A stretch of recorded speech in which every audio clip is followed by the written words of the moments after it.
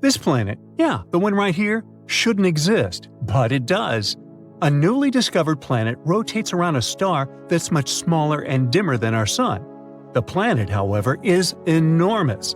Such a tiny star couldn't create it, so it's like finding an ostrich egg in a chicken coop. A team at Penn State built a special tool called the Habitable Zone Planet Finder. It's an instrument that's supposed to find planets around dim, cool stars. It's connected to a big telescope in Texas. The tool looks at the light from these stars, which is mostly in the near-infrared, beyond what our eyes can see. This gadget can spot changes in a star's speed caused by a planet. If the star movement slightly changes, that means there must be a gravitational pull nearby. Years ago, this technique helped find the first known exoplanet around a star like our Sun. Today, we've improved this method to make more precise measurements. Our main goal is to find Earth-like planets. They should be rocky and located in habitable zones, areas around stars where liquid water could exist. The Doppler technique isn't that great at finding Earth-like worlds yet, but works well for cool, dim stars. And that's how we discovered the impossible LHS 3154b. Planets usually form in disks made of gas and dust in space. Picture a flat, spinning cloud of tiny particles. These particles come together and stick to each other, creating a flat, rotating disk. Over time, these tiny bits combine to form a solid core. This is the starting point for a planet. Once the core is there, it attracts more dust and even gas like hydrogen and helium. But making a planet this way isn't easy. They need a lot of stuff, mass, and materials. This process is called core accretion. Stars are a huge help in that process. Usually, big stars have more gravity, so they can gather more stuff to form planets. But the star we discovered recently isn't very big. It's 9 times smaller than our Sun. A star this small shouldn't have a big enough disk to make a heavy planet. To do that, its disk should have been at least 10 times bigger. But this heavy planet, LHS 3154b, exists. Now, this mysterious planet is 13 times heavier than our Earth. It's similar in size to Neptune. It's about 50 light-years away from us in the Hercules constellation, which, in space terms, is very close. The planet is also super close to its star, completing 1 year in almost 4 days. This discovery is making scientists rethink their ideas about how planets and stars come into existence. There are new theories coming around. For example, a theory called gravitational instability. It says that, instead of the pieces coming together bit by bit, the material in the disk collapses all at once, directly creating a planet. But even with this theory, it's hard to explain how such a heavy planet could form without a really massive disk. It'll take us some time to figure out the truth. This isn't the first planet that makes us doubt our theories. Recently, scientists found another planet called Hala. This planet is orbiting a star called Baekdu, and just like the previous one, it shouldn't really exist. It's way too close to its star. Stars change a lot during their lives. Normally, when a star becomes big and prepares to leave this world, it's called the red giant stage. A star like that tends to destroy or push away any nearby planets, creating a huge mess. Hala rotates around a red giant, and it should have been swallowed or destroyed by the expanding star a long time ago. But it's still hanging there. Even though Baekdu has already started burning helium and shrunk to a smaller size than expected, Hala isn't bothered in the slightest. Scientists call Hala the Forbidden Planet. Ooh. This discovery challenges what we thought about how planets survive near aging stars. It raises 2 theories. One suggests that Baekdu was once 2 stars, a white dwarf and a red giant. Hala orbited them both, and they merged before the red giant fully expanded. This allowed Hala to survive because the extra helium from the white dwarf prevented the red giant from growing too much. The second theory says that Hala formed from the debris created when the 2 stars merged. In this scenario, Hala would be a very young planet orbiting an elderly star. Astronomers plan to continue studying Hala and look for more planets like that. Another oddball, besides me, is called LTT 9779b. This one scares us too because it's too shiny. The planet reflects 80% of the light from its star. Regular mirrors reflect from 85 to almost 100% of light, which means that this mysterious planet should look like a rough mirror, with aluminum or silver-like reflections. This is another Neptune-sized planet. It's located 268 light-years from us and was discovered by NASA's TESS spacecraft. It completes a full rotation around its star in just 19 hours. It's so close to its star that it's scorching hot, reaching temperatures over 3,600 degrees Fahrenheit. Normally, planets this close lose their atmosphere and turn into bare rocks. But this one breaks the rules again. Now this time, we know the secret of its survival. It's because of the planet's shiny metallic clouds, which are made of glass and titanium salt. These clouds rain titanium onto its hot surface. They also reflect a lot of the light, preventing the planet from getting too hot and losing its atmosphere. It's like having a mirror shield. This planet's size also surprised scientists. It's way bigger than Earth. Other planets this close to their stars are either much bigger gas giants or small rocky planets. This planet is a smaller gas giant, and scientists didn't expect it to exist so close to its star. This is the shiniest planet ever found, even shinier than Venus. But despite its cool appearance, it's probably not a friendly place for life because of its extreme temperatures and strange metallic rain. And our final rule breaker is a planet called WASP 107b. Scientists discovered it using the James Webb Space Telescope. It's located around 208 light-years from us in the Virgo constellation. It's also fast and completes an orbit around its star in just 6 days. This is a super Neptune exoplanet. It's similar to Jupiter in some ways, including the same size and scorching hot temperatures. But the main difference is that it's much lighter, weaker, and less dense. This is the least dense planet we've discovered so far. After researching some more, we also found that it has a tail. The helium on the planet extends beyond the transit egress. The planet is slowly losing its atmosphere due to extreme ultraviolet radiation from the star. This creates a comet-like tail. So, it looks like a fluffy comet. But that was just the beginning. The planet's low density, or fluffiness, allowed astronomers to study its atmosphere in detail. They found some surprising things, like water vapor and clouds made of fine silicate particles, which are like really fine-grained sand. The planet's host star doesn't emit a lot of high-energy light. But since WASP 107b is so loose, the light can penetrate deep into its atmosphere. This creates sulfur dioxide that smell when you light a match. In other words, it's a fluffy planet that rains sand and smells like matches. The researchers think the sand clouds in the atmosphere form in a similar way to clouds on Earth. They just have droplets of sand instead of water. These sand droplets condense, fall, turn into silicate vapor in hot layers within the planet, and then rise again to form clouds once more. And, once again, this planet couldn't have formed in its current spot. Astronomers say that it likely moved closer to its star from a birth orbit because it was attracted by some heavier neighbor. It also follows a retrograde orbit, meaning it orbits in the opposite direction to its star's rotation. All these discoveries are changing how we understand planets and their atmospheres, giving us new insights into the mysteries of our own solar system. This planet is as light as that piece of fluff stuck to your sweater. In the scientific world, it's called WASP 193b, but let's call it the Cotton Candy Planet. It's located around 1,200 light-years away from us. Sure thing we'll never see it with our own eyes, but scientists say the Cotton Candy Planet is pretty much Jupiter's bigger, bouncier cousin, 50% more massive. It has an extremely low density combined with other factors, such as high temperatures and the infrared brightness of its host star, that make it look special. May I have a close-up here, please? Thank you. See how fluffy it is? Right now, you understand that it would be impossible to stand on its surface. Anyways, it's not often that you meet something like WASP 193b at a planetary party. Such planets might be fluffy because they're getting cooked by their parent stars, puffing up like a marshmallow that's seen too much campfire action.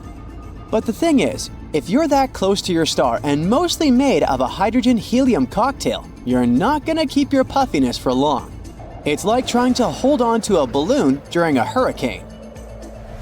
Exoplanets like this fluffy guy here are pretty rare, but there's also WASP 10007b, and it looks squishy too. This one kicks back 200 light-years from us, and it chose the constellation of Virgo as its official residence.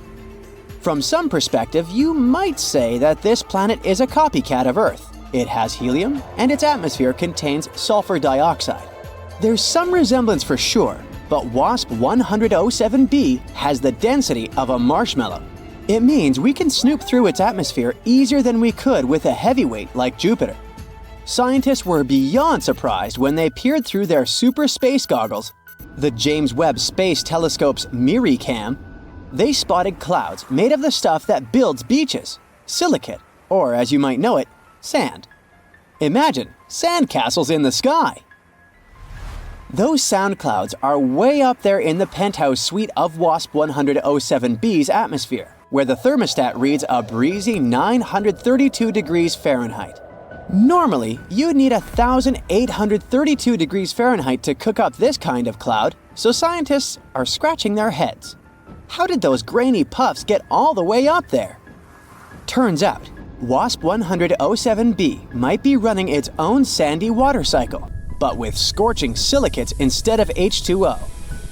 Silicate particles get whooshed up from the sizzling lower levels by some sort of cosmic elevator, and then they cool off, party together as clouds, and sprinkle down a silicate drizzle. Nobody's packing sunscreen for this kind of sandstorm, though. Now look at this Kepler planet family located in the Kepler 51 star system. This cosmic three-pack hangs around 2,400 light-years away, looking huge but having the same density as your favorite snack. And it's cotton candy yet again. Scientists have been digging into what these space treats are made of.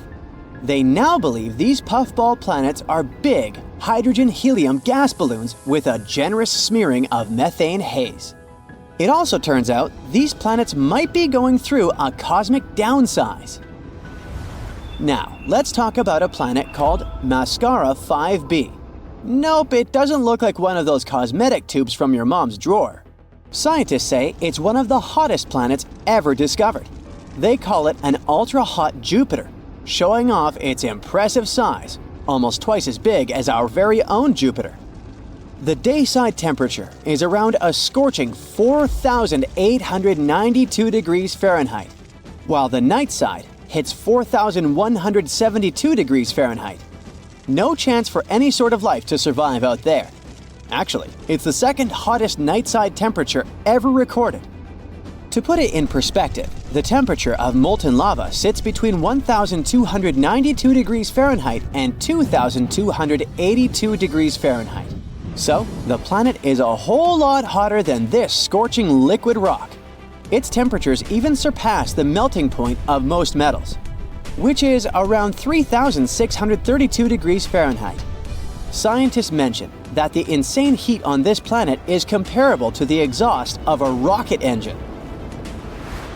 Back in 2005, one famous star called... Wait, is that a name or a phone number? Whatever. So, turns out this star has a hot sister, and they have very similar names. This hot sister has B at the end. Well, this place looks like something from a sci-fi movie as it rocks a mesmerizing blue marble vibe, according to NASA. Such an appearance results from an atmosphere packed with hazy clouds laced with glass. The rain on this planet is glass-filled precipitation that likes to fall sideways, thanks to fierce winds blowing at a speed of 5,400 miles per hour. And yeah, it's the hot sister for a reason. Scientists have measured the daytime temperatures in this nightmarish world. It's around 1,700 degrees Fahrenheit. So when it rains on this planet, it's more like molten glass pouring down instead of your typical waterworks. You may not know it, but space is swarming with WASPs. I'm talking about planets called WASP. Meet WASP 76b. This sizzling hot Jupiter-like planet is so out of this world, it rains iron at night there. The daytime side is no less of a fiery nightmare. The temperature there is about 4,300 degrees Fahrenheit. WASP 76b may be slightly smaller than Jupiter, but don't underestimate its grandeur. This fireball is located 640 light-years away from Earth, and its terrifying climate is the result of one seriously extreme orbit. You see, these gas giants are fittingly known as hot Jupiters. They like to keep it hot, so they orbit way too close to their scorching host stars. In this case, WASP 76b is nearly 10 times closer to its star than Mercury is to our Sun. That's way too close for comfort, leaving this rebellious planet tidally locked to the star. So, while one side basks in eternal light, the other is trapped in perpetual darkness. 55 Cancri e is a total gem. It's the raddest super-Earth ever spotted. Scientists initially believed it was packed with so much carbon that its insides were blinged out with diamonds, thanks to insane pressure and sizzling temperatures of 4,892 degrees Fahrenheit. But researchers put a dent in the diamond hype, showing there was actually less carbon than we had originally thought. Well, diamonds aren't actually that rare and expensive after all. They're just well marketed.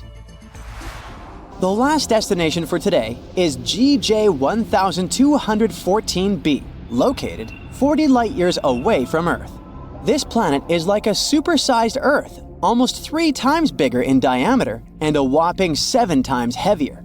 It orbits around its red dwarf star faster than you can finish a pizza, finishing a complete loop every 38 hours.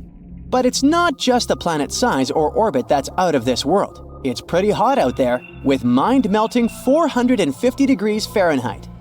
But the coolest thing is that this planet is practically drowning in water. The sizzling temperatures and crazy high pressures on GJ 1214b create some super cool materials like hot ice and superfluid water. Superfluidity is something that happens in liquid helium when it's almost as cold as it can get. On Earth, water totally missed the memo on being superfluid because it needs ridiculously low temperatures and off-the-chart pressures to pull off that trick. Still, there's not much use in superfluid water. Even if you try it, you'll just get dehydrated. TRES-2b, or not to be, is a planet where night never ends. And it's not your regular night with stars shining in the beautiful skies. Here it's pitch dark and scorching hot. TRES-2b is a gas giant, roughly 1.5 times more massive than Jupiter, and its surface absorbs light better than charcoal. It might also have a faint dark red glow because of its burning air, which is as hot as fresh lava. Lovely. In the star system of 55 Cancri, there are 5 planets, 4 of which are gas giants similar to Jupiter and Saturn. But the 5th one, or rather the first because it's closest to the star, is different in a most horrible way. 55 Cancri e is so close to its sun that half the planet's surface is a literal ocean of molten lava. The other half is in eternal darkness because it never sees the sun. The planet is always turned to its star on one side. And between the scorching and the dark, there's the twilight zone, a thin strip of gloomy nothingness. That's a getaway spot.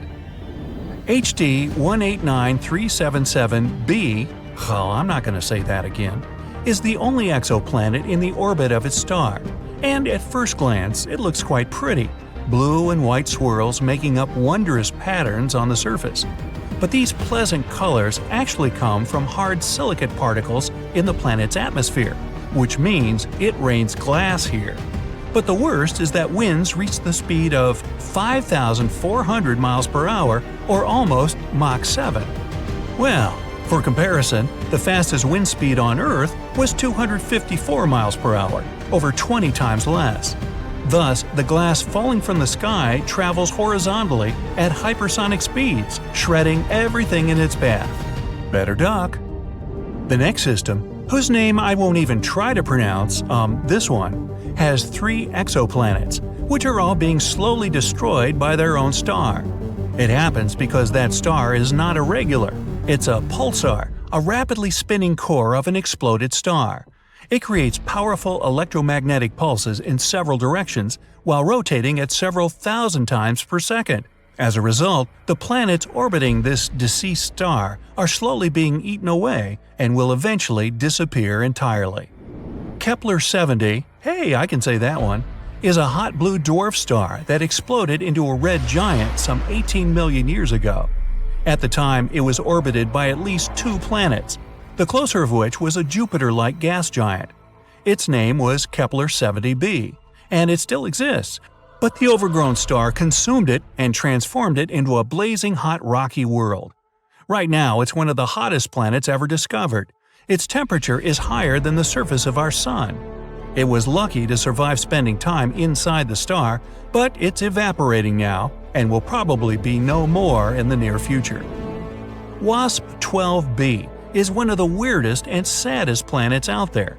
The enormous gravity of its star, combined with the planets consisting mostly of gas, result in the star slowly devouring its protege.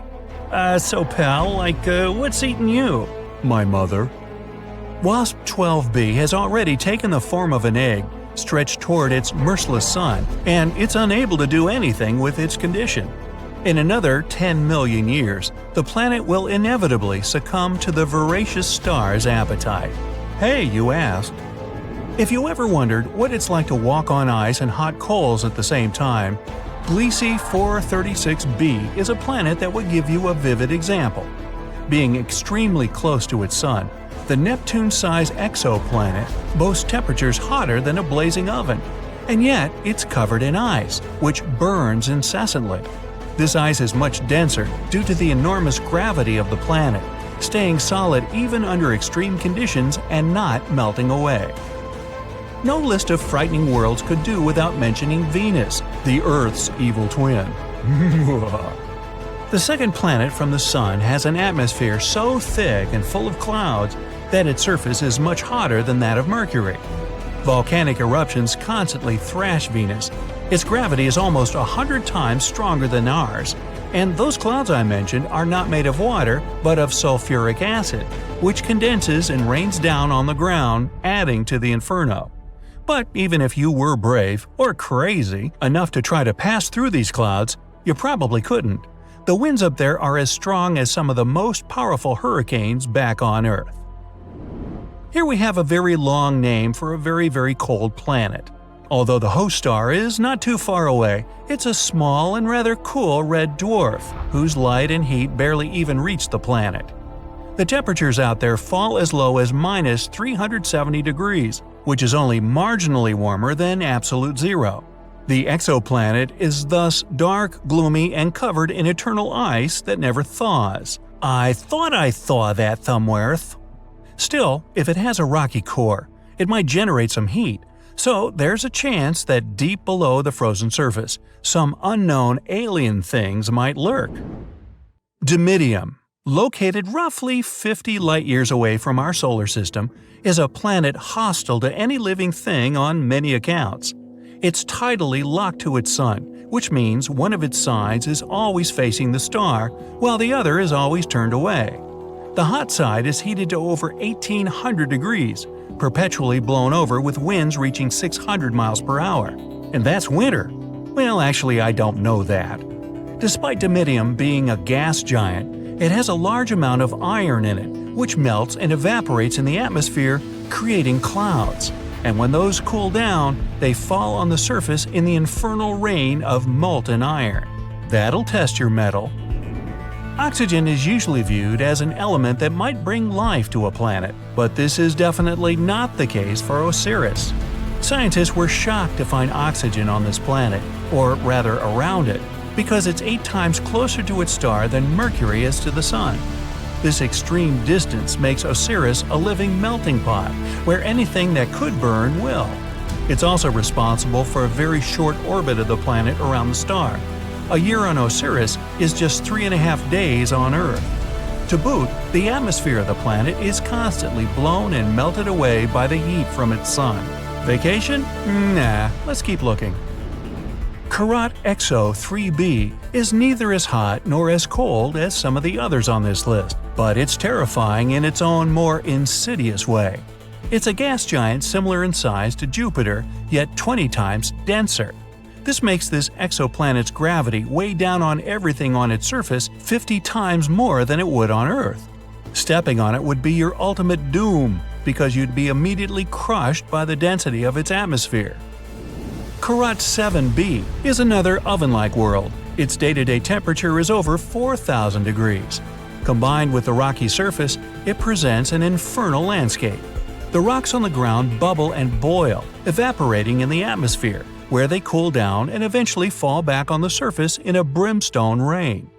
The saddest thing about Karat 7b is that it might have once been a gas giant whose atmosphere melted away from the heat, leaving only the scorched core. Our universe is full of both amazing and terrifying things.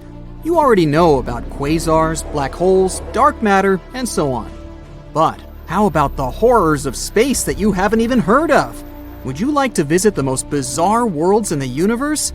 And it's not me who made this list, but NASA themselves. Welcome to the Galaxy of Horrors, NASA's awesome Halloween collection.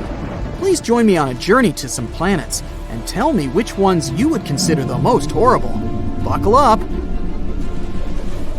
Our first destination is a gas giant called TRES-2b. It's located 750 light-years away from us. If we used a regular spaceship, it would take us about 10 million years to get there. TRES-2b orbits a yellow dwarf, a star similar to our Sun. It also weighs about 1.5 times more than Jupiter. So, what's so special about it? Well, if you're afraid of the dark, you definitely don't want to visit this place. It's the planet of eternal night, the darkest one of all the planets known to us. But it's not that far from its star, so why is that? The thing is, the surface of TRES-2b reflects light even worse than coal does. Because of this, it seems that there's no light at all. If you were flying across the surface of this planet, it would be like walking with a blindfold on your eyes. Oh wait, actually there is some light. An eerie deep red glow surrounds the surface of the planet. This glow is created by the burning atmosphere, which makes TRES-2b a scorching planet. The air there is even hotter than lava. Oh, but if you think that was bad, let me show you the next place of our horror journey. NASA wasn't beating about the bush while nicknaming this one. Now, we're not just talking about one planet, but 3 at once. They're also located quite far away, 2,300 light-years from the Sun. We would have reached them by ship in about 35 million years. All the planets are in the constellation Virgo, and each is extremely light, much lighter than the Earth. These 3 exoplanets are called Poltergeist, Dragger, and Phobator. Cool names, huh? It's because each of these planets is about to become a ghost soon. The thing is, they don't revolve around a star, but around a pulsar. Pulsars are rotating neutron stars with an extremely powerful magnetic field. In simple words, these are the stars that exploded one day. After the explosion, they usually emit such a powerful pulse that it causes the star to rotate at an unimaginable speed, several thousand rotations per second. At the same time, they constantly emit electromagnetic pulses that affect everything around them. So, you've probably already guessed what's happening with our zombie planets. They're slowly, gradually being destroyed under the gigantic influence of radiation. One day, they'll disappear without a trace. Ghost-like planets orbiting an undead star? Yeah, Zombie World is a fitting name. It's also not surprising that scientists nicknamed this pulsar Lich, despite the long official name. Well, at least these guys stick together on their final dance. This planet has a long name, so bear with me. HD 189733b. This gas giant is 65 light-years away from us. It would have taken around 1 million years to get there on a spaceship. This planet is slightly more massive than Jupiter and orbits its star, an orange dwarf, all alone. At first glance, it may seem friendly. A pleasant blue color and curls on the surface. Kind of resembles a summer sky or foam on sea waves, right? Oh, looks are very deceptive, my friend. This planet has a pleasant cobalt blue color due to the hazy, blow-torched atmosphere. This atmosphere contains silicates that condense when heated. In other words, the clouds on this planet have rain made of glass. Yes, it rains hot glass shards here. Oh, and if that's not enough, there's a raging wind on the surface, which is moving at a speed of 5,400 miles per hour. Just to compare, the fastest wind on Earth had a speed of 254 miles per hour, about 20 times weaker. And because of this, hundreds of thousands of glass shards rush horizontally across the planet's surface at breakneck speed. I really don't envy anyone who would want to try to land there. By the way, this isn't the only example of strange rains in our universe. For example, it rains molten iron on the planet Dimidium. Or let's take so-called carbon planets. Their existence hasn't yet been proven, but if they do exist, there would be tons of black poisonous clouds, and it would rain pure gasoline and hot liquid asphalt. Oh, and also, raindrops would explode upon touching the surface. Nothing special. The next planet, though, is actually really strange. It didn't just revolve around its star, it lived inside the star.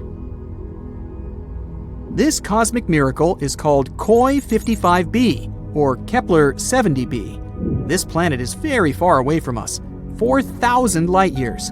It would take about 70 million years on a spaceship. It's twice as light as Earth and fully rotates around its star in just a couple of hours. A long time ago, it was an ordinary Earth-like planet about the size of Jupiter. It was peacefully and calmly orbiting its red dwarf star, KOI 55. But everything changed about 700 million years ago. Perhaps you've heard that in a couple billion years, our sun will begin to expand into a huge star, absorbing everything in its path. Well, this is the fate of red dwarfs. Sooner or later, they increase, turning into incredibly hot blue giants. The same thing happened with KOI 55. This star began to increase in size and heat up in temperature, gradually turning into a blue-white giant. It was ready to devour its nearest planets. But KOI 55b didn't care about it. When the star reached it, this planet just settled inside. And moreover, after some time, it left its star, simply returning to the new orbit. How was that even possible? Life inside its star turned KOI 55b into a red-hot round stone. It's one of the hottest planets we've discovered so far. The temperature on it reaches 12,000 degrees Fahrenheit. It's hotter than the sun, which is, let me remind you, an actual star. And for some reason, it's still alive and lives as if nothing happened. Unfortunately, sooner or later, the planet will disappear anyway. It's slowly evaporating itself due to the incandescent atmosphere. But still, it somehow managed to survive the journey through the star, which isn't typical for regular planets, to put it mildly. I envy this willpower. However, not all planets are so lucky. Some are gradually being destroyed by their stars, and there is even an entire system among them. This last planet is a sad loner. It's located 870 light years away from us. The journey by ship to it would take about 25 million years. This planet is about 1.5 times more massive than Jupiter. This is a very sad, dark planet. A doomed gas giant, which is very similar to hot Jupiter, orbits its star all alone. At the same time, it's located so close to its star that its orbital period takes just 1 day. Of course, because of this proximity, the star gradually absorbs WASP-12b. The scorching heat of the star is slowly destroying and devouring the planet's atmosphere. The planet has only around 10 million years left. But what's more interesting, because of this stretching, WASP-12b acquired the shape of an egg. It doesn't even resemble an actual planet anymore. It's also very hot. The surface temperature of the gas giant reaches 4,000 degrees Fahrenheit. Also, a spectrograph of cosmic origin, or COS for short, found that the planet exchanges matter with its star. They're located so close that they give each other part of their chemical elements. This is a common phenomenon in closely spaced binary star systems, but this is the first time scientists have seen this in a star-planet relationship. What a unique system. To be honest, if I was guaranteed complete security, I'd be excited to visit at least some of them. What about you? Please let me know in the comments. You take a giant straw and begin to inflate Saturn. It's getting bigger and bigger and bigger. That's enough. Now let's add some giant rings. That's it. This is Super Saturn, also called Saturn on steroids.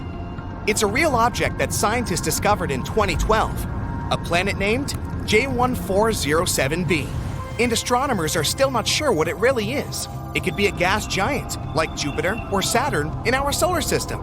Then there would be no solid surface there, and if you wanted to set foot on that planet, you just fall through it, all the way to the core.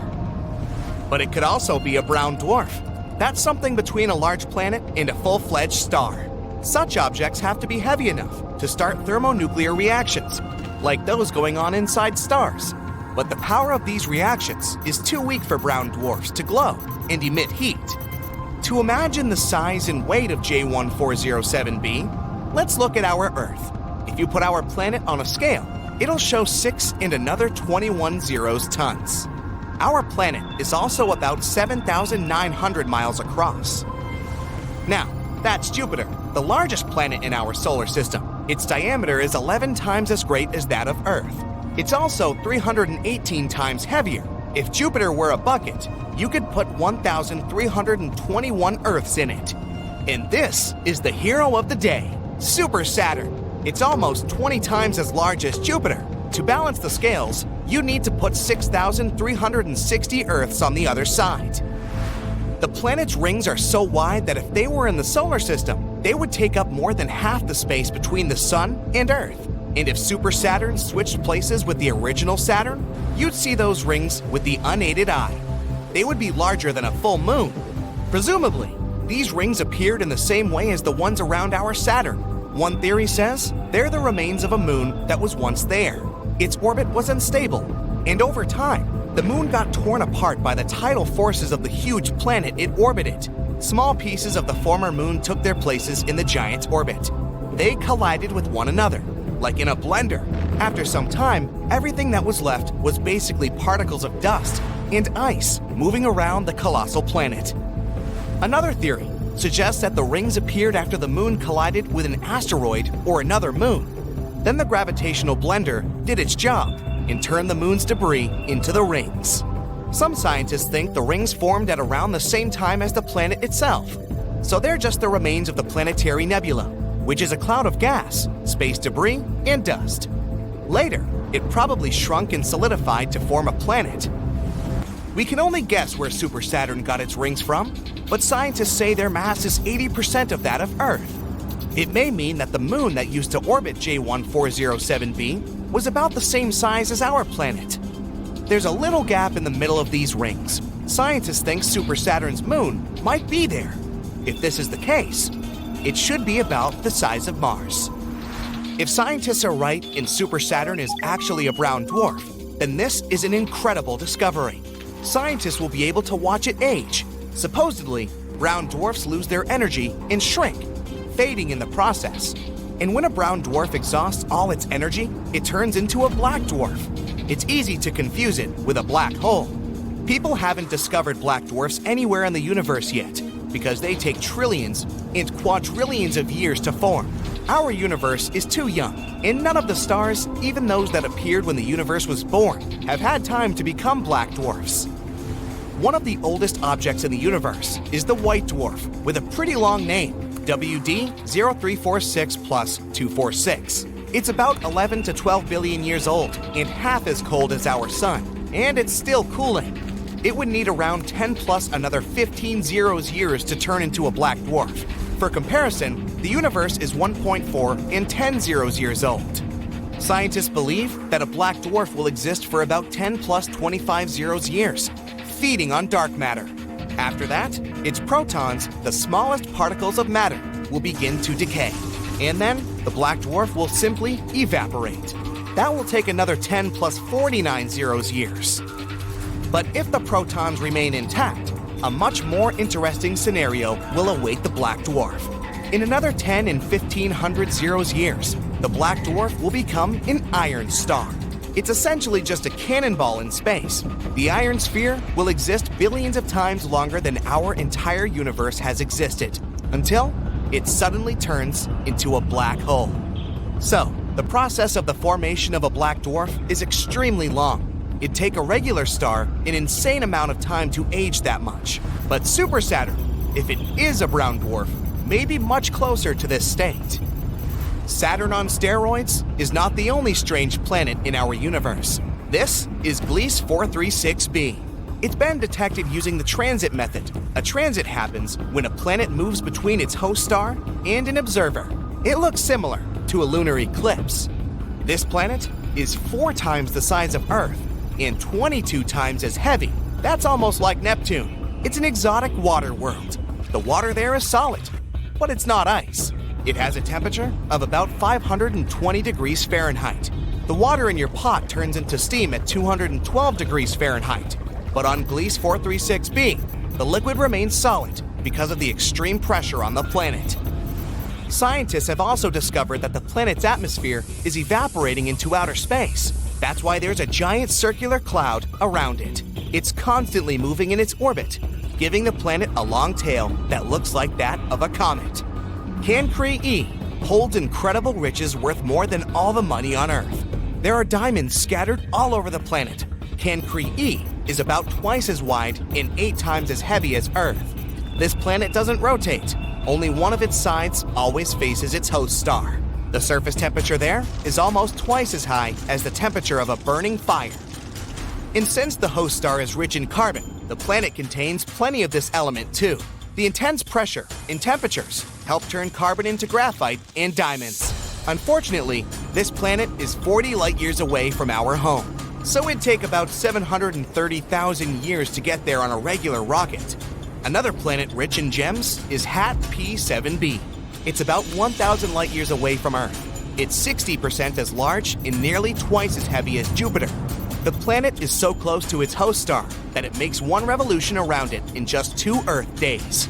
Because of such close proximity to the star, HAT P7b is almost as hot as a white dwarf.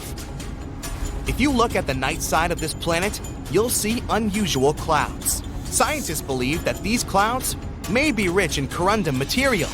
This is the very substance that forms rubies and sapphires, so it's likely to rain very expensive and beautiful gems there. WASP 12b is one of the darkest planets ever discovered. Only one of its sides faces its host star. The planet's surface is so dark that it eats up about 94% of all visible light, so it looks a lot like a black hole. The host star heats up the planet so much that the material there continuously evaporates. Then the star's strong gravity pulls this cloud toward itself, forming a disk. But TRES-2b is the champion. It's the darkest planet known to people. It absorbs 99% of the light coming from its star, which means it consumes more light than a piece of coal. 1% of the remaining light looks red as it gets reflected by this gas giant. From afar, this planet looks very evil. One of the oldest planets in the universe is PSR B1620 26b. It's about 12.7 billion years old. This means that it formed about 1 billion years after the Big Bang. The planet is so old that its 2 host stars have had time to evolve. One is a white dwarf. The other is a pulsar that makes almost 100 revolutions per second. Sunrises on this planet must be stunning.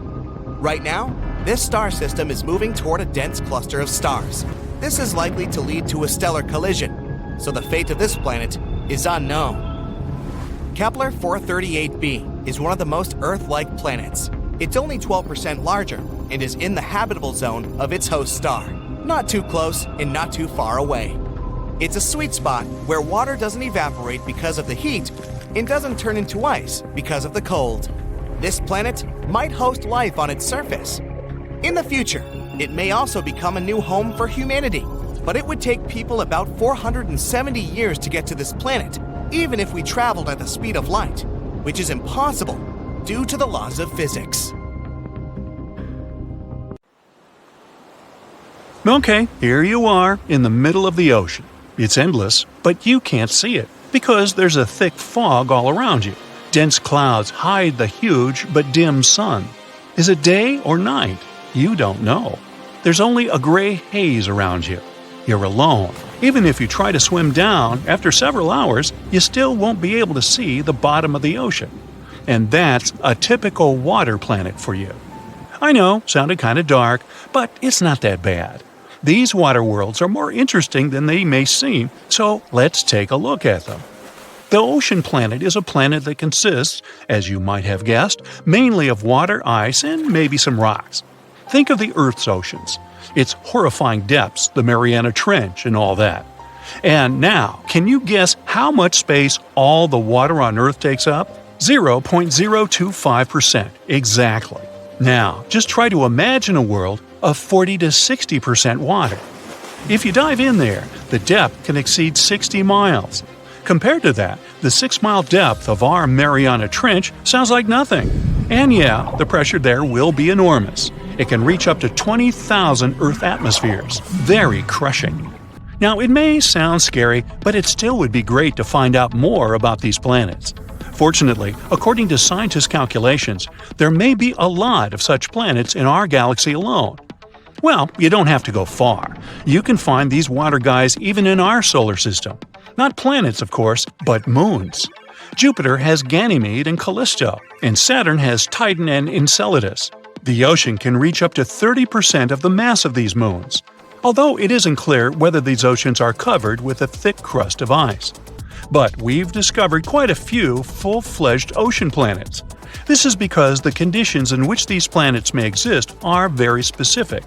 For example, this planet should be somewhere 6 to 8 times larger than the Earth. If it's smaller, it'll have a rocky surface, but if it's bigger, it'll turn into a gas giant. At the same time, it must be in the habitable zone of its star. A little further, and the planet immediately turns into an icy giant or a cold super-Earth. So yeah, these guys are very picky. We first started exploring these planets back in the 1970s. However, since then, we've found only a couple of them, but they're still very interesting. The first planet is Gliese 1214b. It was the very first ocean planet that we discovered. Initially, the scientists noticed only a small dim dot. This dot turned out to be the red dwarf star Gliese 1214, an unremarkable, completely ordinary star that's 5 times smaller than our Sun and 300 times dimmer. Scientists wouldn't worry about it at all, but back in 2009, they noticed that this star had one single planet, and this planet turned out to be quite strange. This super-Earth was 2.5 times bigger than our Earth and 6.5 times heavier, but at the same time, it had a very, very small density and about the same gravity as our planet. In other words, there were almost no rocks and metals on it, but it wasn't a gas giant either. So there was only one option left. It was covered in water and ice. And that's how we discovered the first ocean planet. Well, actually, we can only assume that it consists of water. That's what the mathematical calculations say. In reality, this planet is quite confusing. It's difficult to explore, and so far, scientists haven't been able to find anything there. No hydrogen, no helium, no water, nada. That's because the outer layer of the atmosphere of this planet is very dense, and it perfectly hides its composition. But even so, it's probably a water world.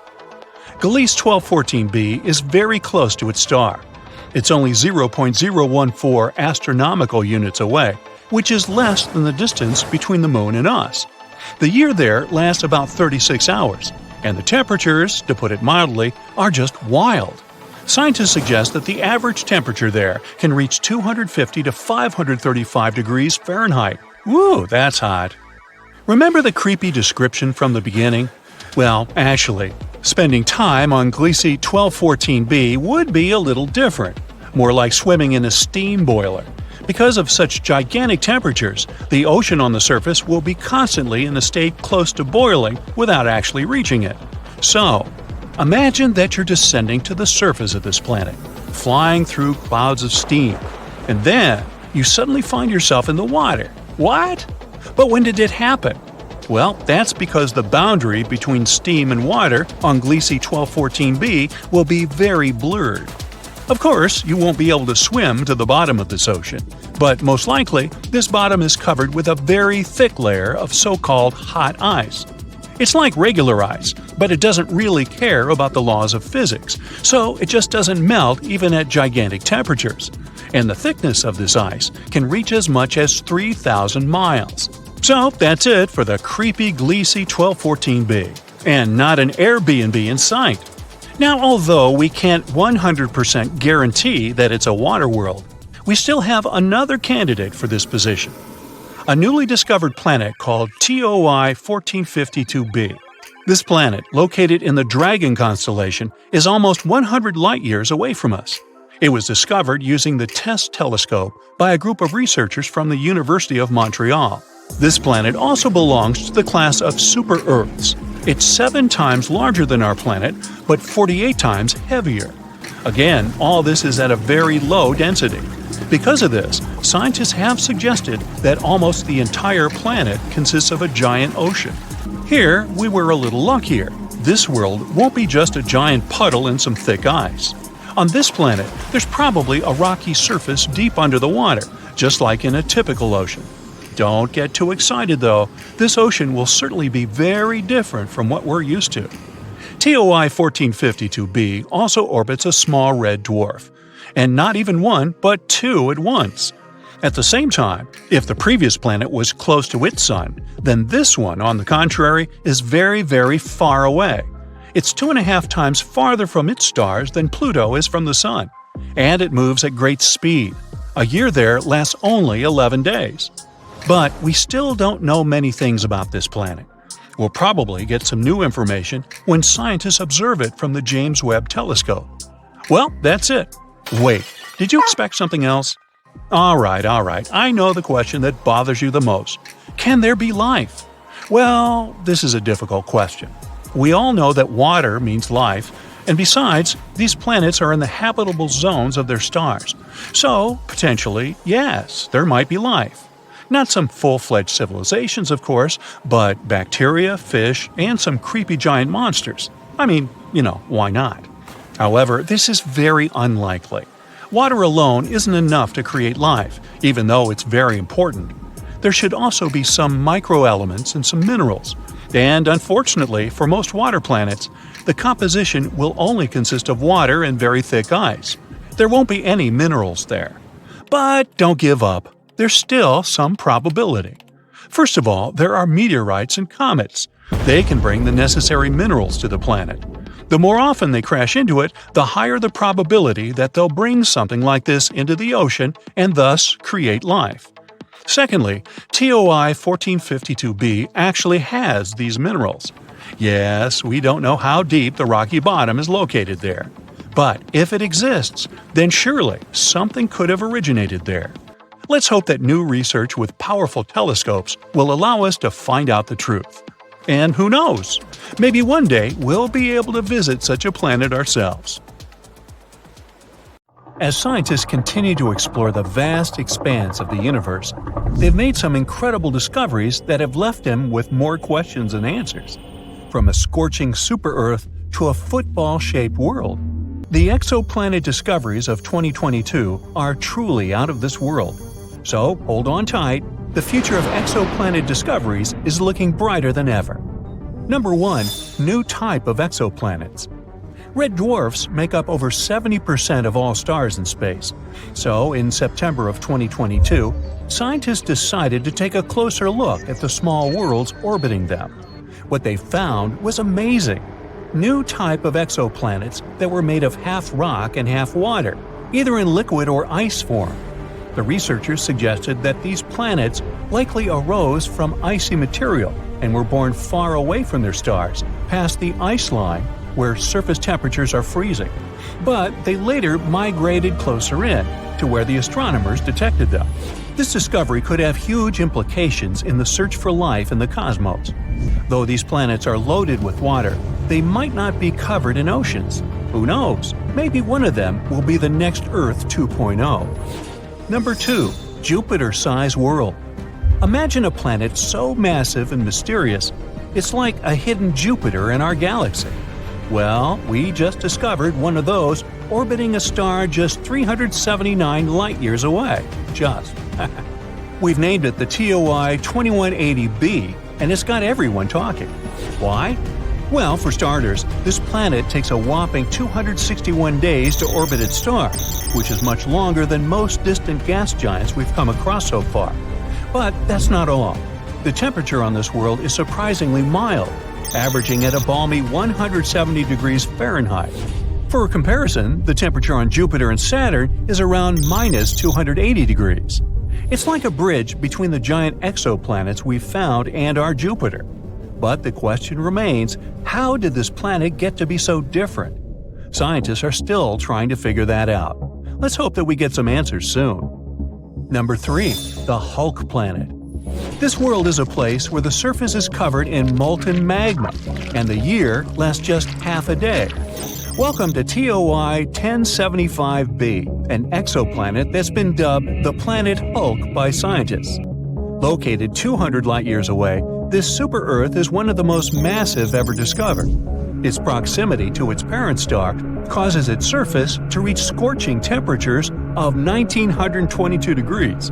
It's so hot that any form of water would evaporate instantly, and the air would be filled with vaporized rock. But it's not just the heat that's impressive, it's also its size. TOI 1075b is nearly 10 times the mass of Earth, making it one of the most massive super-Earths ever discovered. But the mystery doesn't stop there. The planet's orbit takes just 14.5 hours, making it one of the shortest orbital periods ever recorded for a planet of its size. What an exciting addition to our catalog! Number 4. 3 doomed planets. Astronomers made a shocking discovery of 3 planets that are circling in a dangerous dance next to the slowly fading stars. Just a decade ago, scientists never even imagined such planets could exist. These gas giant planets, similar in size to Jupiter, orbit way too close to their slowly fading stars. They're basically walking on the edge. Take one of them, for example, dubbed TOI 2337b. Its orbit will likely send it hurtling straight into the fiery arms of its host star in less than 1 million years. Well, I won't be around then. As these stars enter their final days, they're pulling in nearby planets like a black hole, altering their orbits and potentially causing catastrophic collisions. And as these planets get closer to their stars, their atmospheres heat up and swell, leading to some mind-boggling differences in density. But despite the doom and gloom, studying these worlds could give us valuable insights into the evolution of our own solar system. Number 5. Planet with a barium's atmosphere. These are 2 hot blazing planets, each with an atmosphere made of the heaviest element ever found in an exoplanet, barium. These planets, known as WASP-76b and WASP-121b, are ultra-hot gas giants called super-Jupiters that orbit incredibly close to their stars. These planets are basically like giant balls of fire, with one side facing the star, cooking at temperatures hot enough to vaporize iron and other metals. But as the hot iron vapor is blown into the planet's cooler night side, it turns into liquid and falls as iron rain. And these planets held a special surprise for us. Barium is a heavy metal, about 2.5 times as heavy as iron. And yet, scientists were able to detect it in the upper layers of these planets' atmospheres. This is truly a mystery, and a puzzle we're still trying to solve.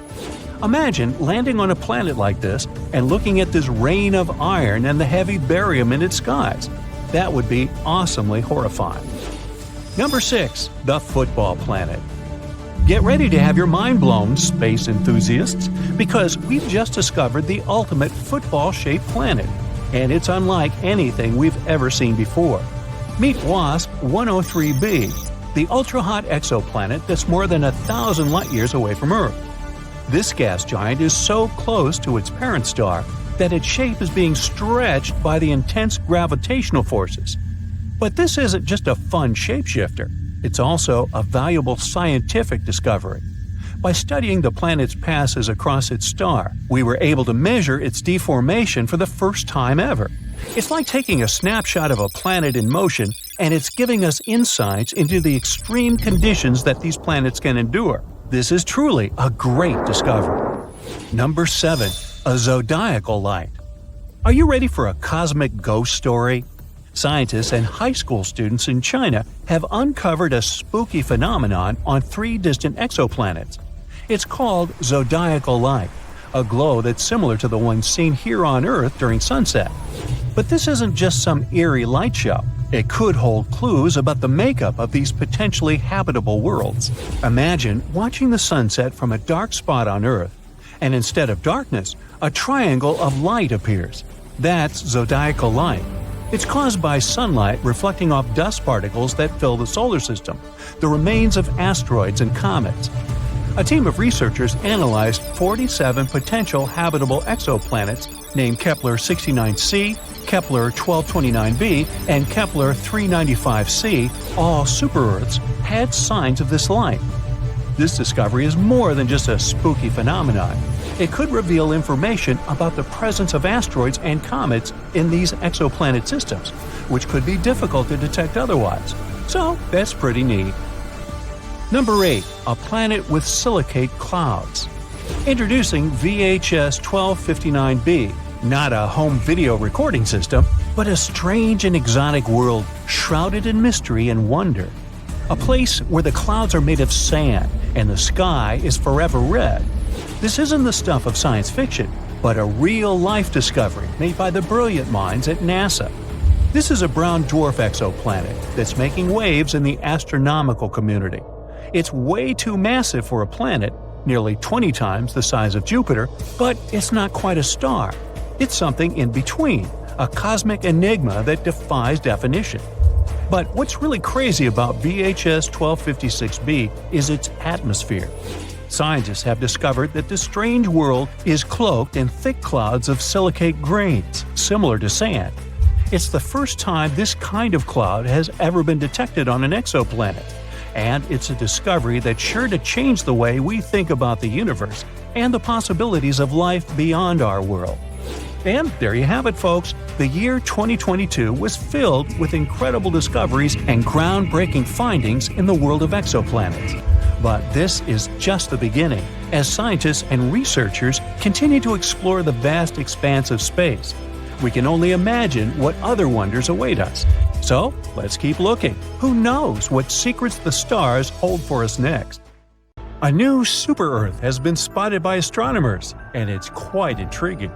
This planet, called TOI 715b, is about 1.5 the size of Earth, which is why it's called the super-Earth. It's also relatively close to us in space terms, only 137 light-years away. For comparison, most exoplanets are hundreds of light-years away, and all the interesting stuff, like black holes and nebulas, are usually more than thousands of light-years away from us. So, could it be habitable?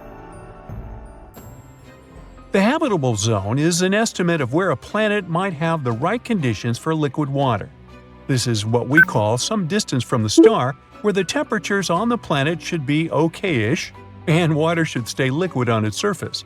It's not super precise, because it depends on a bunch of factors like the type of star, how reflective the planet is, its size, and so on. Also, just being in this zone isn't enough for water to actually be there. The planet also needs the right kind of atmosphere and a few other things. So, we invented a stricter definition in 2014, the conservative habitable zone. It's a more precise term defining the best candidates that have liquid water. Otherwise, we get too many potentially habitable planets that are not actually habitable at all. The CHZ is based on how much energy a planet gets from its star compared to Earth. If a rocky planet gets between 40 to 85%, it's considered to be in the CHZ, no matter how far away it is from its star. These planets have a higher chance of being habitable. And yes, TOI 715b is located there. This super-Earth orbits the M-type star, also called red dwarf. It's a star that's much smaller and cooler than our Sun, about a quarter of the Sun's size and mass. But if the planet is located in the habitable zone, it's actually a better option for life. Red dwarfs live much longer than our Sun, a yellow dwarf. This also means that they have more time to form little creatures on their planets. And this red dwarf really is older than our star. Our Sun is 4.6 billion years old, and this star is 6.6 billion years old, give or take a few hundred million. It doesn't have much magnetic activity, so it's not dangerous. It doesn't flare up like younger red dwarfs. These flares can be super strong and might even hurt planets by taking away their atmospheres.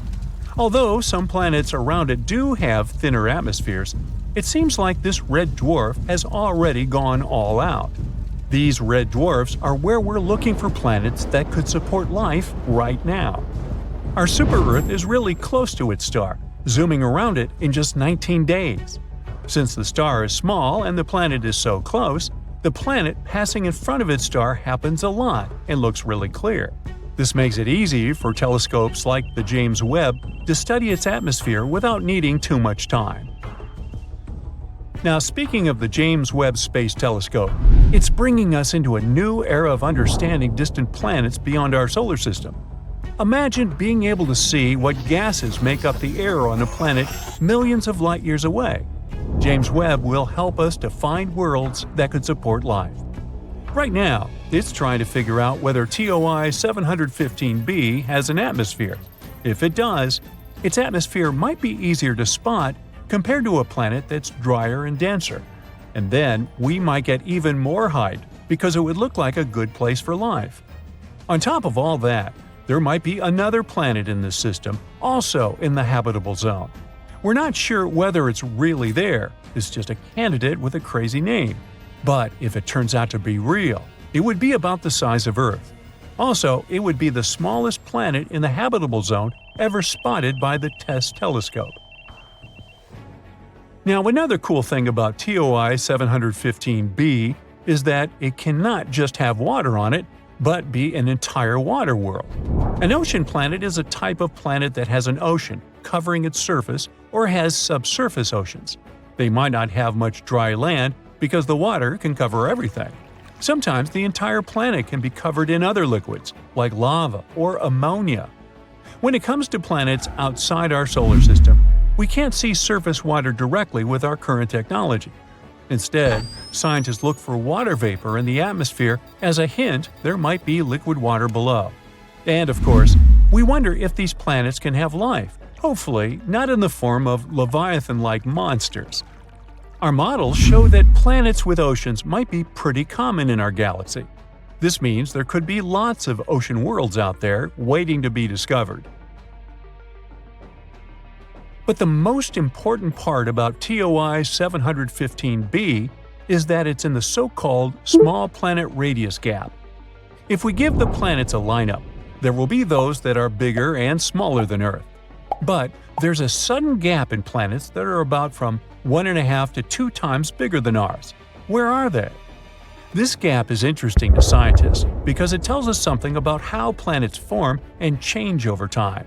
It's not that planets don't form in this size range. They actually start off larger and then lose some of their mass, like a balloon gradually deflating. Perhaps it happens because of how they orbit their stars, with stars blowing away some of their mass as they dance around it, as our Sun does with gas from comet tails. This gap holds a lot of mystery, and planets, like our new super-Earth, are clues that could help us unravel it. We aren't sure whether it exists around red dwarfs. Maybe it's a gap in how dense these planets are, rather than in their actual size. So studying our discovered planet is even more interesting. It'll help us learn more about distant stars and their planets. Now, I mentioned TESS a while back. NASA's TESS, Transiting Exoplanet Survey Satellite, has been in space for 6 years now and has been incredibly successful. NASA launched TESS because we already found over 5,000 planets orbiting other stars, mainly thanks to the Kepler telescope. But Kepler mostly found large planets, not necessarily like Earth. We decided to focus TESS on finding smaller Earth-like planets around nearby bright stars, making them easier to study with future telescopes. Here's how it works. The camera observes stars and looks for changes in their brightness. If the brightness suddenly drops for a while and then gets back, it could mean there is a planet passing in front of it. But stars can dim for other reasons too. For example, flaring up or having dark spots on their surface, which is why we need to be careful with this data. TESS shows us the size and orbit of these planets. Then ground telescopes help determine their mass. With these 3 parameters, we can figure out what the planets are made of and if they're rocky like Earth or gassy like Jupiter. Yeah, you want to avoid Jupiter after taco night. One example of TESS's discoveries was the TOI 700 system. There, it discovered its first ever Earth-like planet, TOI 700d. This exoplanet also orbited a red dwarf, and it's even closer to us, about 100 light-years away. Unfortunately, it's unlikely to be habitable because the temperatures there are crazy. Another big discovery was made in the AU microscopy system. TESS discovered a planet about 4 times the size of Earth and another nearly 3 times Earth's size. This system has become a key area for studying how stars and planets form and change over time. TESS has also spotted a variety of other exciting finds, including supernova, hot worlds, and so on. And as it enters its 6th year, we can only expect more exciting findings to come. An exoplanet is any planet inside our solar system. Some of them are free-floating. Those are called rogue planets. They move around the galactic center. Others orbit their host star, or two. For the first time, astronomers discovered exoplanets in the 1990s. Since then, scientists have found thousands of them. And now, you can sneak a peek too. Spoiler alert, some exoplanets are pretty bizarre. Others resemble our home planet and could probably support life. The closest to Earth exoplanet is Proxima Centauri b. It's a mere 4.2 light-years away from Earth. Recently, astronomers have found out that this world might resemble Earth even more than previously thought. It's only 17% more massive than our home planet. It orbits a star that is dimmer and less massive than the Sun. Proxima Centauri b is in the middle of the star's habitable zone. This means that chances are liquid water and life might exist on the planet. It looks like the exoplanet is tidally locked with its parent star. This means one of its sides faces the star at all times, and the other is always in the darkness. Scientists haven't figured out yet whether the planet has an atmosphere. It's traveling too close to its star and completes one orbit within 11 Earth days. The radiation from the star might be pulling the planet's air away. If this is the case, Proxima Centauri b isn't likely to have liquid water on its surface. Gliese 832c is 16 light-years away from Earth. In the cosmic scheme of things, it's a stone's throw away. This exoplanet is 5 times as massive as Earth and travels much closer to its parent star. That's why a year on this planet lasts a mere 36 days. But since this star is a red dwarf, much cooler and dimmer than the Sun, Gliese 832c gets as much light and heat as our planet does. At the same time, it's still unclear if Gliese 832c is similar to Earth. It probably has a much thicker atmosphere that creates a runaway greenhouse effect. This phenomenon occurs when a planet absorbs more heat from its host star than it can release back into space. This means that Gliese 832c is more likely to resemble scorching hot Venus rather than relatively cool Earth. Another Earth-like planet, TOI 700d, is 100 light-years away from us in the constellation Dorado. It orbits a small and rather cool dwarf star that is about 40% of the mass and size of the Sun. Its surface temperature is half as high as that of our star. The outermost planet, which is the very TOI 700d, is almost the size of Earth. It also sits in the habitable zone of its parent star. No flares from TOI 700 reach the planet. This increases the chances of the exoplanet being habitable. This means it can potentially develop and maintain life.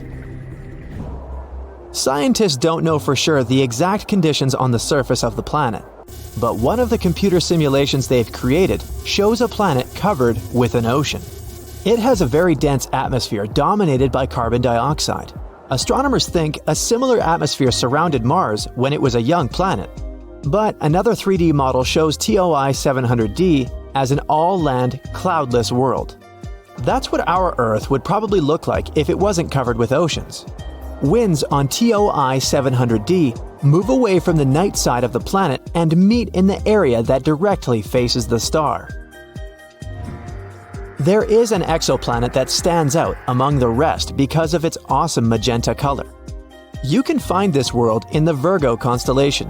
The planet is called Gliese 504b. The distance between this planet and its parent star is 9 times the distance between the Sun and Jupiter. The planet formed relatively recently and is still glowing with heat. That's why its surface looks pinkish. Just 20 light-years away from the Sun, which isn't such a great distance when we talk about space, a bizarre rogue planet is roaming our home Milky Way galaxy. But even though this planet doesn't orbit any star, it still has an incredibly powerful magnetic field. It's 4 million times stronger than Earth's magnetic field. The exoplanet also produces amazing auroras. When it was discovered in 2016, astronomers were almost sure they had detected a brown dwarf, which is an object too large to be a planet and too small to be a star. But later, scientists received proof that the space object wasn't big enough to be a brown dwarf. The planet sure is a mammoth among its peers. It's 1.2 times as wide as the largest planet of the solar system, Jupiter, and more than 12 times as heavy.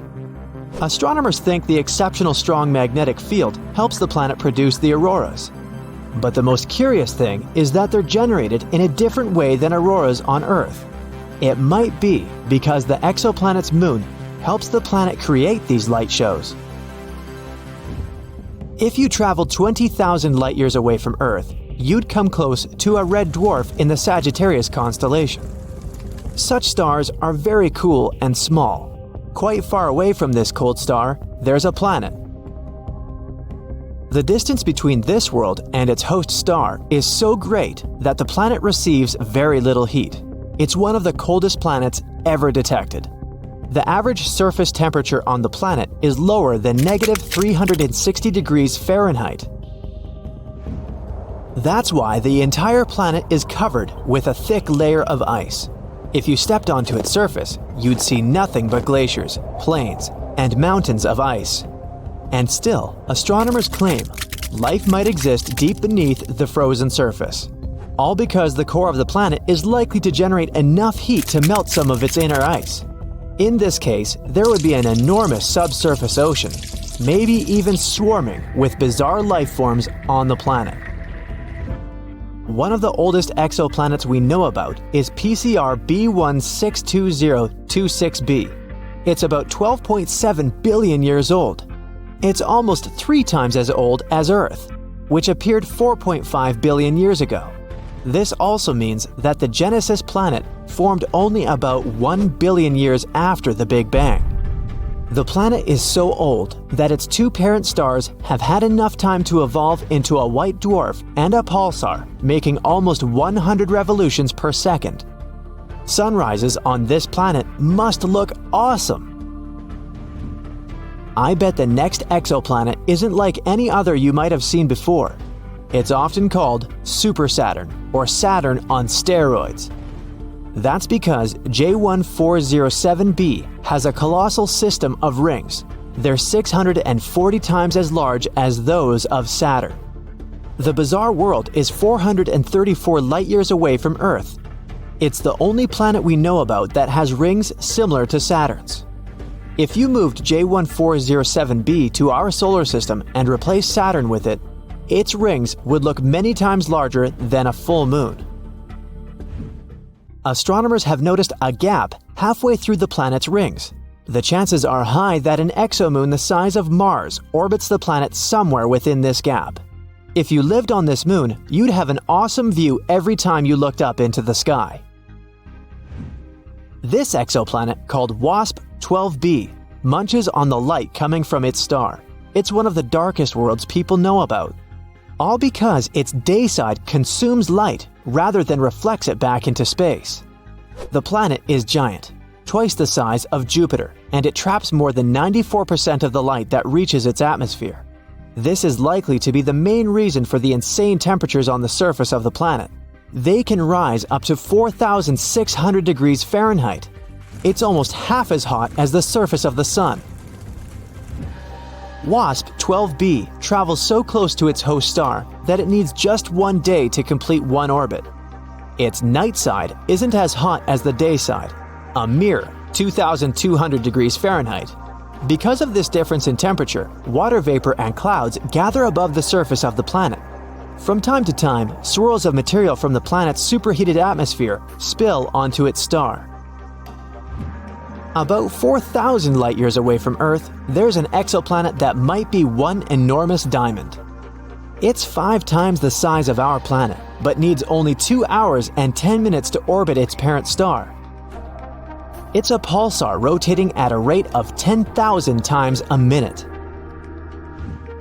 The planet is denser than any other we've discovered so far. It consists mostly of carbon, which is so dense that astronomers think it might be crystalline. If it was true, it could mean that at least some part of the planet is diamond. On WASP 76b, it rains iron on the night side of the planet, and the temperature on the daytime side rises up to 4,300 degrees Fahrenheit. That's hot enough to vaporize most metals. This exoplanet is a bit smaller than Jupiter and located 640 light-years away from Earth.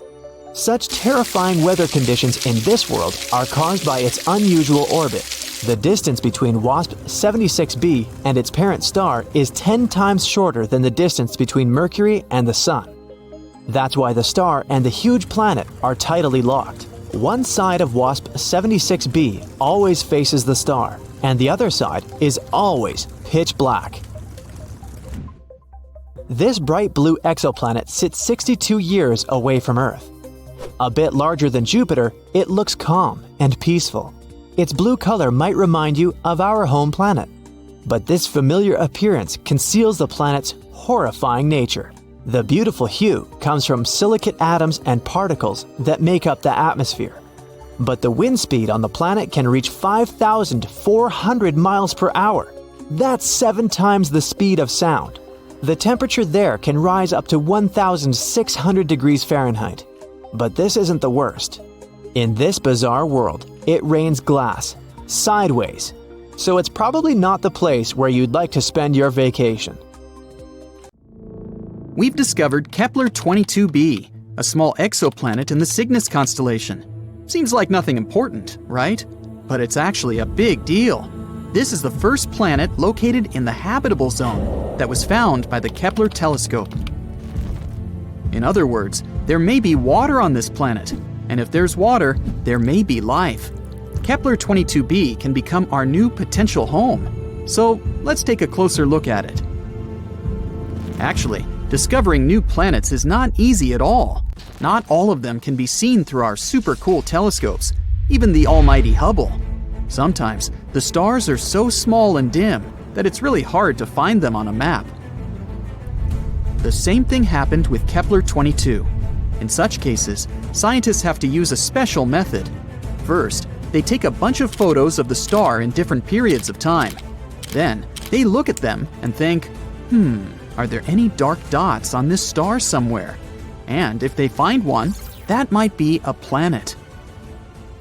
These photos actually help us to discover some very important stuff. Like, first of all, this planet exists. Secondly, here is its size, radius, and proximity to the star.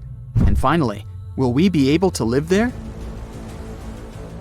Now we know that Kepler-22b is very similar to our planet and could potentially become a second Earth. It's also very close to us, only 635 light-years away. Yeah, it's about 3 quadrillion miles, but this is one of the closest options. Kepler-22, the star of Kepler-22b, is a yellow dwarf. It's very, very similar to our Sun. The same size, the same radius, even the age is almost the same, 4 billion years. The difference is only in luminosity. It's about 20% dimmer than the Sun. So, no matter how much you strain your eyes, you won't see this star in the night sky. The planet Kepler-22b is about 2.4 times larger than our Earth, and that's pretty good. More radius means more potential water and space to live. Although going from one city to another would take a while. It's scary to even imagine a 3-day-long plane flight. We don't know the exact mass of this planet, but scientists think it's bigger than Earth's. Actually, the mass of Kepler-22b can be up to 36 times greater than that of our planet. What does it mean? vigorous gravity. If the planet is 36 times heavier than Earth, then gravity there will be about 6 times stronger. Can you barely lift 20 pounds of potatoes? Try 120. Not to mention that you yourself can become much heavier on that planet. You'll have to get incredibly pumped up just to walk there. You have to literally turn yourself into a bodybuilder just to get to work. The worst thing is that with such gravity, it'd be incredibly difficult for plants to survive there. They'd need at least a little freedom to rise up from the ground. And animals. Our dogs and cats would have to turn into little balls of muscle to survive there. But if this planet has its own animals or other inhabitants, we can roughly imagine what they may look like. They probably have a lot of legs to make moving easier. They aren't really tall, but they're very massive and extremely strong. Muscular giant spiders? Could be worse, I guess. The good news is that this is all unconfirmed information. If we're very lucky, and gravity there turns out to be just a bit stronger than Earth's, then, of course, it'll be much easier to live there. The next thing we know about Kepler-22b is that it's about 15% closer to its star than we are to the Sun. If Kepler-22b existed in our solar system, it would be located somewhere between Earth and Venus. Does that mean we're all going to burn? No, silly. As I mentioned before, the star Kepler-22 is pretty cold, just some 10,000 degrees Fahrenheit. And that's why we can assume that the temperatures on Kepler-22b will be about the same as we have on Earth. If the planet orbits its star the same way Earth orbits the Sun, which we don't actually know, Kepler-22b can rotate around its star on its side, like, for example, Uranus. What? Didn't you know Uranus is actually lying on its side? Also, look at its rings. Yes, Uranus also has rings, like Saturn, but they're vertical. The universe is truly a mysterious place. So, if Kepler-22b is really something like that, then the weather on the planet will be, to put it mildly, not very good. Incredibly cold winters will be regularly followed by hot summers. And, just like with tidally locked planets, we'd be able to live more or less comfortably only on the narrow piece of land between these two crazy sides. Let's hope that this is not the case and the planet rotates normally. But it's not all that bad. Studies show that there may be an ocean on Kepler-22b. You already know that water means life, but in this case, it's also a big plus because a planet covered by an ocean always has more stable temperatures. The water absorbs some of the heat and distributes it evenly across the planet. The hot parts cool down, and the icy ones warm up. By the way, that's exactly what happened to Earth billions of years ago. When our planet started getting its first little puddles, our beloved moon helped these puddles to spread all over the planet. Thanks to this, a burning horror that used to be our Earth turned into a cute little ball full of life. So, if Kepler-22b has water but no atmosphere, scientists think that the average temperature there could be around 12 degrees Fahrenheit. But if there's also an Earth-like atmosphere, then the temperature can reach 72 degrees Fahrenheit. That would be nice. And finally, 1 year there is equal to 290 Earth days, about 9 months. The planet has no natural satellites, so unfortunately, we'd have to say goodbye to a beautiful view of the moon. On the bright side, we'd probably be able to see the sun as a distant little star. We could admire it in the night sky, remembering our home, while not hiding from giant spiders. And this is all that we know at the moment. Unfortunately, it's quite difficult to explore such planets, so there's a lot of very important data that we don't know. For example, what kind of planet is this anyway? Yep, we're missing the most important information about Kepler-22b. We don't know if it's a rocky planet or not. And if not, then all the previously mentioned information means nothing. It may turn out to be a gas planet, or a planet covered with gas but with a solid core, like Neptune, or a water world covered with a giant ocean. In this case, it better be a water planet. Then at least we could build some kind of underwater city there. We could filter the water and eat fish. until we evolve into an amphibious species. Does it even count as evolution if we go back to our roots? Scientists, however, think that Kepler-22b may turn out to be a Neptune-like planet. Some astronomers have even assigned the planet to a category of mini-Neptunes. Yes, this is a real planetary category, but this hasn't been proven yet. But even if, fortunately for us, Kepler-22b turns out to be a rocky planet, we still don't know what the atmosphere is like there. Does it exist at all? What if it turns out to be something like the atmosphere of Venus, which is more toxic than your ex? Then we'd have to dig deep underground to somehow survive on this planet. And then we'd have to come up with a heat source, because it's pretty cold underground. Yeah, let's hope this won't be the case. There are many possibilities with Kepler-22b.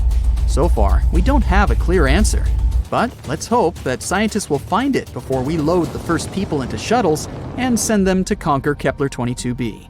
That would be awkward if it turns out to be a gas planet, or something like that. Very recently, astronomers have found 3 potential super-Earth planets orbiting a somewhat close orange dwarf star. The term super-Earth is used to describe a planet beyond the solar system with a mass higher than that of Earth, but below those of the ice giants of the solar system, Uranus and Neptune. An international team of researchers, led by Dr. Shweta Dalal from the University of Exeter, found that the exoplanets were orbiting star HD 48498, which is located around 55 light-years away from Earth. The planets travel around their star in 7, 38, and 151 Earth days, respectively. The study describing these findings appeared in the journal MinRes on the 24th of June, 2024. The coolest thing here is that the outermost exoplanet candidate orbits in the habitable zone of its host star, and the conditions there might be comfortable enough for liquid water to exist on the surface without boiling or freezing. Such habitable regions around stars are also known as the Goldilocks zone and are believed to be ideal for potentially supporting life. Another reason this discovery is so important is that the orange host star is like our Sun, but since it's an orange dwarf, it produces less radiation than our yellow dwarf star. It's also the closest planetary system to host a super-Earth in the habitable zone of a Sun-like star, which makes this discovery super exciting. It can help us move forward in our quest to locate habitable planets around solar-type stars. Who knows? Maybe this planet will be our new home one day. These potential super-Earths were detected thanks to the HARPS and Rocky Planet Search Program. Throughout a decade, the team taking part in this research has collected nearly 190 high-precision measurements using special equipment. By analyzing the spectrum of light coming from a star, astronomers can figure out whether it's moving toward us, this is known as blue shift, or away from us, that's what we call red shift. And still, to make sure their findings were correct, the team used lots of different methods and comparative analysis. Everything confirmed their conclusions. There indeed are 3 planetary candidates with minimum masses ranging from 5 to 11 times the mass of our home planet. The team also believes that the proximity of the star, together with the outermost planet's favorable orbit, can make this system a great target for future studies. Hopefully, further research will open doors for our understanding of planetary systems and the potential of life outside our solar system. Scientists have already discovered more than 5,000 exoplanets, which are planets outside the solar system, since the first such world was confirmed orbiting a Sun-like star in 1995. To find those distant planets, astronomers used different equipment, like NASA's Kepler Space Telescope, launched in 2009. Its mission was to find as many Earth-like planets dwelling in the Milky Way galaxy as possible. But it's not the only instrument used for searching exoplanets. Anyway, now let's look at the most exciting and promising of these worlds. Gliese 667 cc is a mere 22 light-years from Earth. But even though it seems close, it's still around 129 trillion miles away from us. The planet itself is around 3.8 times as massive as Earth and completes one orbit around its host star within 28 days. In other words, a year on that Earth-like planet is 13 times shorter than a year on our planet. Luckily, the star is a cool red dwarf, So the exoplanet most likely lies in its habitable zone. But there's still a chance that this world might be regularly baked by the flares coming from its parent star, which is not cool on many different levels. Kepler-22b is way further away than the previous world, more than 600 light-years away from our planet. It was the very first Kepler planet found in the habitable zone of its star. This world is larger than Earth. It's about 2.4 times our planet size. Sadly, we still don't know whether this planet is rocky, liquid, or gaseous. The orbit of Kepler-22b is similar to Earth's. It takes the planet 290 days to orbit its G-class star, which is kind of like our Sun. But this star is smaller and colder than ours. Another Kepler planet, this time it's Kepler-69c. It lies a whopping 2,700 light-years away from us. This world is also almost 70% larger than Earth. Researchers know nothing about its composition, but they found out that the planet needs 240 days to complete one orbit. This makes its position in its system like that of Venus in our solar system. At the same time, this world might be more habitable than Venus since its host star is a bit less luminous, 80% of our Sun. TOI 733b is a recently discovered world. It was found in 2023. It's out there, 245 light-years away from Earth, and needs just 4.9 Earth days to complete an orbit around its star. But the coolest thing about this planet is that it might have a massive ocean. According to scientists, the planet is likely to be completely covered with water. Does that mean there could be life on this super-Earth? Time will tell. GJ 1214b is located 48 light-years from Earth. This planet is a super-Earth, almost 3 times bigger in diameter and 8 times heavier than our home. It orbits around its red dwarf star faster than you can binge-watch your favorite series, finishing a complete loop every 38 hours. But it's not just the planet's size or orbit that's out of this world. It's pretty hot out there, with mind-melting 450 degrees Fahrenheit. But the coolest thing is that this planet is practically drowning in water. The sizzling temperatures and crazy high pressures on JG 1214b create some cool materials like hot ice and superfluid water. Superfluidity is something that happens in liquid helium when it's almost as cold as it can get. On Earth, water totally missed the memo about being superfluid because it needs ridiculously low temperatures and off-the-chart pressures to pull off that trick. Still, there's not much use in superfluid water. Even if you try it, you'll just get dehydrated.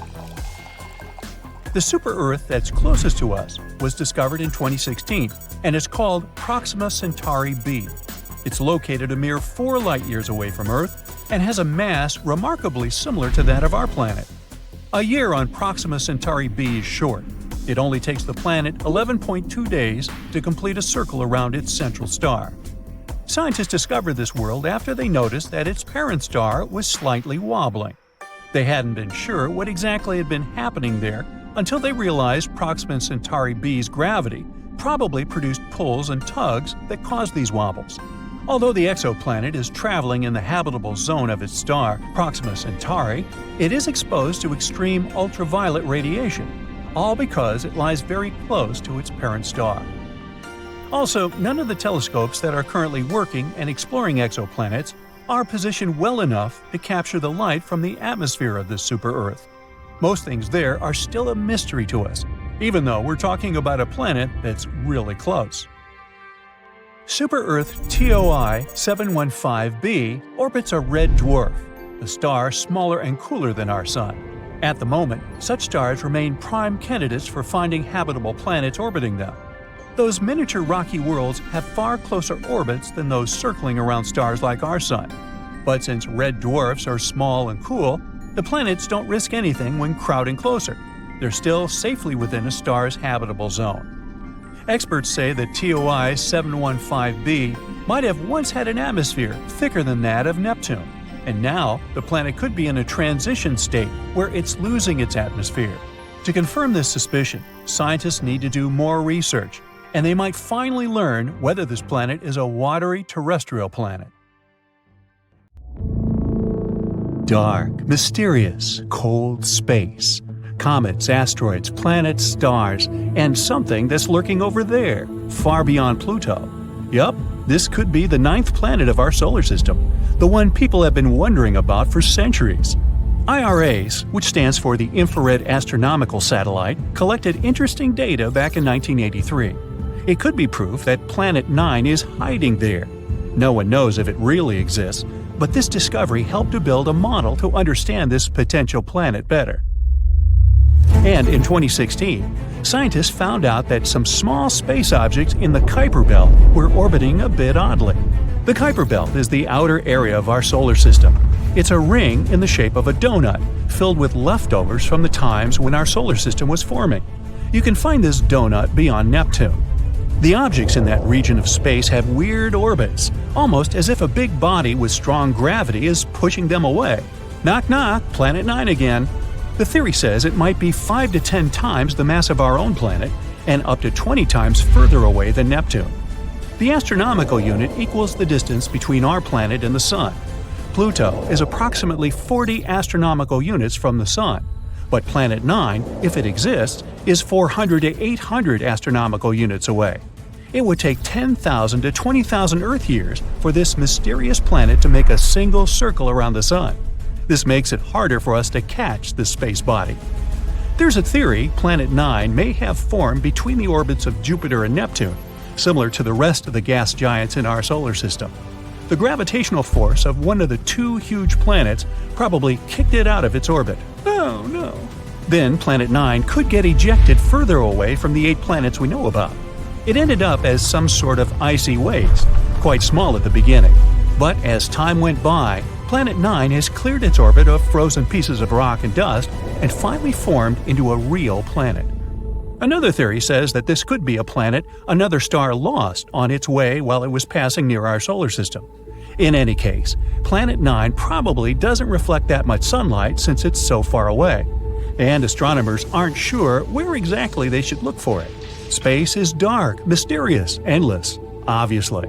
But if we do find Planet 9, it will be the first solid proof there are more planets in our solar system than we thought. Moving on to an interesting exoplanet, located only 90 light-years away from us. An exoplanet is generally a planet located outside our solar system. This one has an atmosphere with water clouds. 1 year there lasts 24 Earth days, and the planet travels around a red dwarf star, which is way dimmer and smaller than our Sun. That's why, even though the planet is 8 times closer to its star than we are to our Sun, the temperature there is similar to that on our planet. This exoplanet has a size similar to Neptune. It's also less dense, which means it's mostly made of gas, unlike Earth, which is made of rock. The average temperatures there is 140 degrees, which makes it one of the coolest small exoplanets we've ever discovered.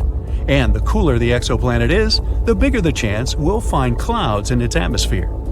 Researchers have discovered more than 4,000 exoplanets, but all of them have been found within the Milky Way, at least until now. For the first time, astronomers may have spotted a planet outside our galaxy. They called it M51 ULS-1. The planet is located in the Whirlpool Galaxy, a distant spiral galaxy 28 million light-years away from us. There was once a huge but pretty young star that got stuck in a gravitational dance with something that could be a dense neutron star, the collapsed core of a giant star, or a black hole. The star's dance partner had incredibly strong gravity. It was feeding on the star, greedily ripping away its plasma. Then something unusual happened. An unknown, maybe even Saturn-sized object passed by and blocked this confrontation from our solar system. Now, no one can see what is going on. But this could potentially be the farthest planet we've ever discovered. There's a newly discovered planet outside our solar system. As large as Jupiter, it orbits 2 stars. And, as we can observe it from our planet, it crosses in front of them both. The full circle around these 2 stars, which means 1 year, takes approximately 200 Earth days. On the day of the discovery of the previous planet, scientists also found it had an unusual companion. It's an extra-hot Jupiter with an ultra-tight orbit around its star. The year there lasts only 1.9 Earth days. This planet has a weirdly shaped orbit. Also, it travels in the opposite direction from the rotation of its star. If you could travel 57 light-years away from our planet, you'd see something pink lurking in the darkness. As you get closer, it becomes bigger and more fascinating. Yup, it's a magenta-colored planet. A few billion miles away from its sun, this sky is one of the youngest planets scientists have discovered. It's only 100 to 200 million years old. It's made of pink gas, similar to our Jupiter. So, if you could fly closer to its surface, this gas would envelop you like a thick fog. You're coming closer and going deeper, and the gas is becoming darker, getting a reddish shade.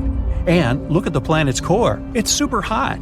Because of its high temperature of 460 degrees Fahrenheit, this planet is like an oven. The heat is the reason the planet glows so brightly. You'll also notice the sky is hazy pink, with clouds made of droplets of frozen water, similar to ours. There's another exoplanet half as massive as Earth, which is one of the smallest planets we've ever found outside our solar system. It has a diameter of 5,600 miles. For comparison, Earth's diameter is 7,900 miles. The planet in question is mostly made of iron, similar to Mercury. Mercury has a massive iron core and a very thin crust, which makes it an oddball in our solar system. At its early stages, it collided with some space body at least once. That collision pulled its outer layers away, which is why only the firm iron core remained. Maybe this exoplanet participated in a huge space crash too. That's what probably took away the planet's mantle and left mostly its iron core. Or maybe this is just a remnant of a gaseous planet that used to be the size of Neptune. The atmosphere of the planet could be blown away by, let's say, a huge amount of radiation coming from the star. This planet is only 31 light-years away from us, and the day there is less than 8 Earth hours long. The planet is only a little bit bigger than Mars. People aren't likely to ever settle in that place because of its extreme temperatures that go up to 2,700 degrees Fahrenheit. There might even be molten lava on the side of the planet that faces its star. Such temperatures are high enough to evaporate any atmosphere, so this planet might have had one in the past. Generally, gas giants like Jupiter can't support life because they have extreme weather conditions, temperature, and pressure, and there are no building blocks that might create life. But smaller terrestrial planets, such as, Earth, have more key ingredients like oxygen and liquid water. Plus, they have more temperate weather and other conditions. And still, not all of such planets support life, of course. It's not easy to find a planet with similar conditions as the ones we have on Earth, or at least the conditions that would allow life to develop there. But meet Kepler-22b, one of our most promising findings. It's 600 light-years away from us, twice bigger than our planet, and with temperatures of about 72 degrees Fahrenheit. This is a so-called super-Earth. It's a category of planets unlike any we have in the solar system. They're more massive than Earth, but still lighter than ice giants such as Uranus or Neptune. Super-Earths can consist of rock, gas, or a mixture of these two. Kepler-22b is within the habitable zone of its parent star, which is less bright than our Sun. The planet probably has a rocky core. It may have an ocean, but it doesn't host any life. At least, we don't know about it yet. Earth. Home. The third blue rock from the Sun. The only known planet where life can thrive. We have around 78% nitrogen, 21% oxygen, and 1% argon, water vapor, and carbon dioxide, give or take. The perfect balance to support our respiration. The troposphere is the lowest and densest part of Earth's atmosphere, 5 to 9 miles thick. It's the part of the atmosphere that keeps changing our weather. For any life to exist, we would need this atmosphere and the same combination of gases to breathe. If all the planets in our solar system were combined to become a mega-Earth, then humans wouldn't have evolved the way we are today, and we'd have a very different planet. If we take the landscape of Mars, we'll only have solid land without large bodies of water. Earth is the only planet in our solar system with bodies of water. One of the first wonders to see will be Olympus Mons, the largest volcano in the solar system. It towers Mount Everest by a long shot at 78,000 feet above the ground.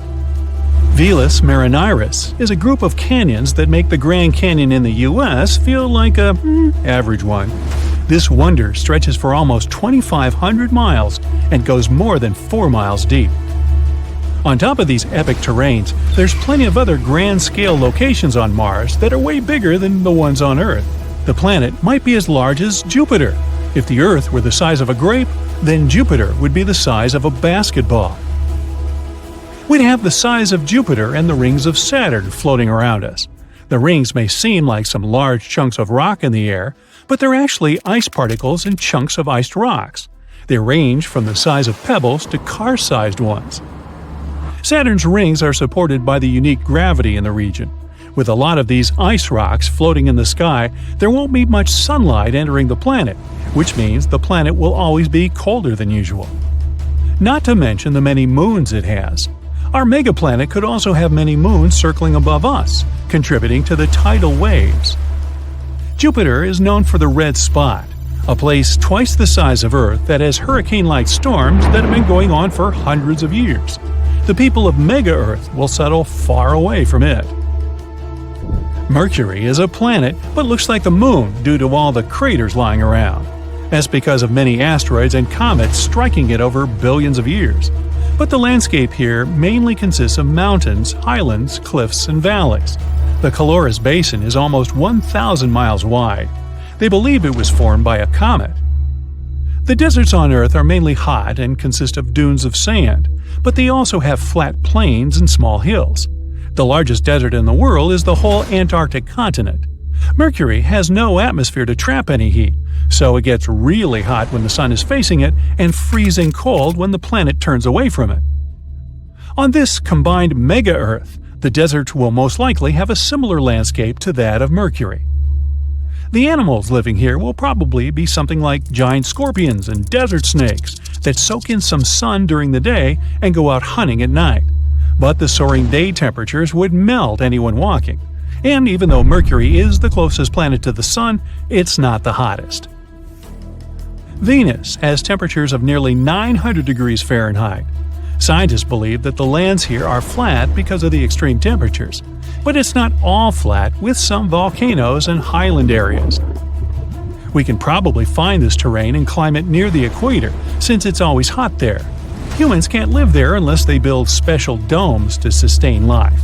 But since the planet is now huge, not all its territory needs to be populated. Some areas will have the proper atmosphere for breathing, but some places might not have such luxuries.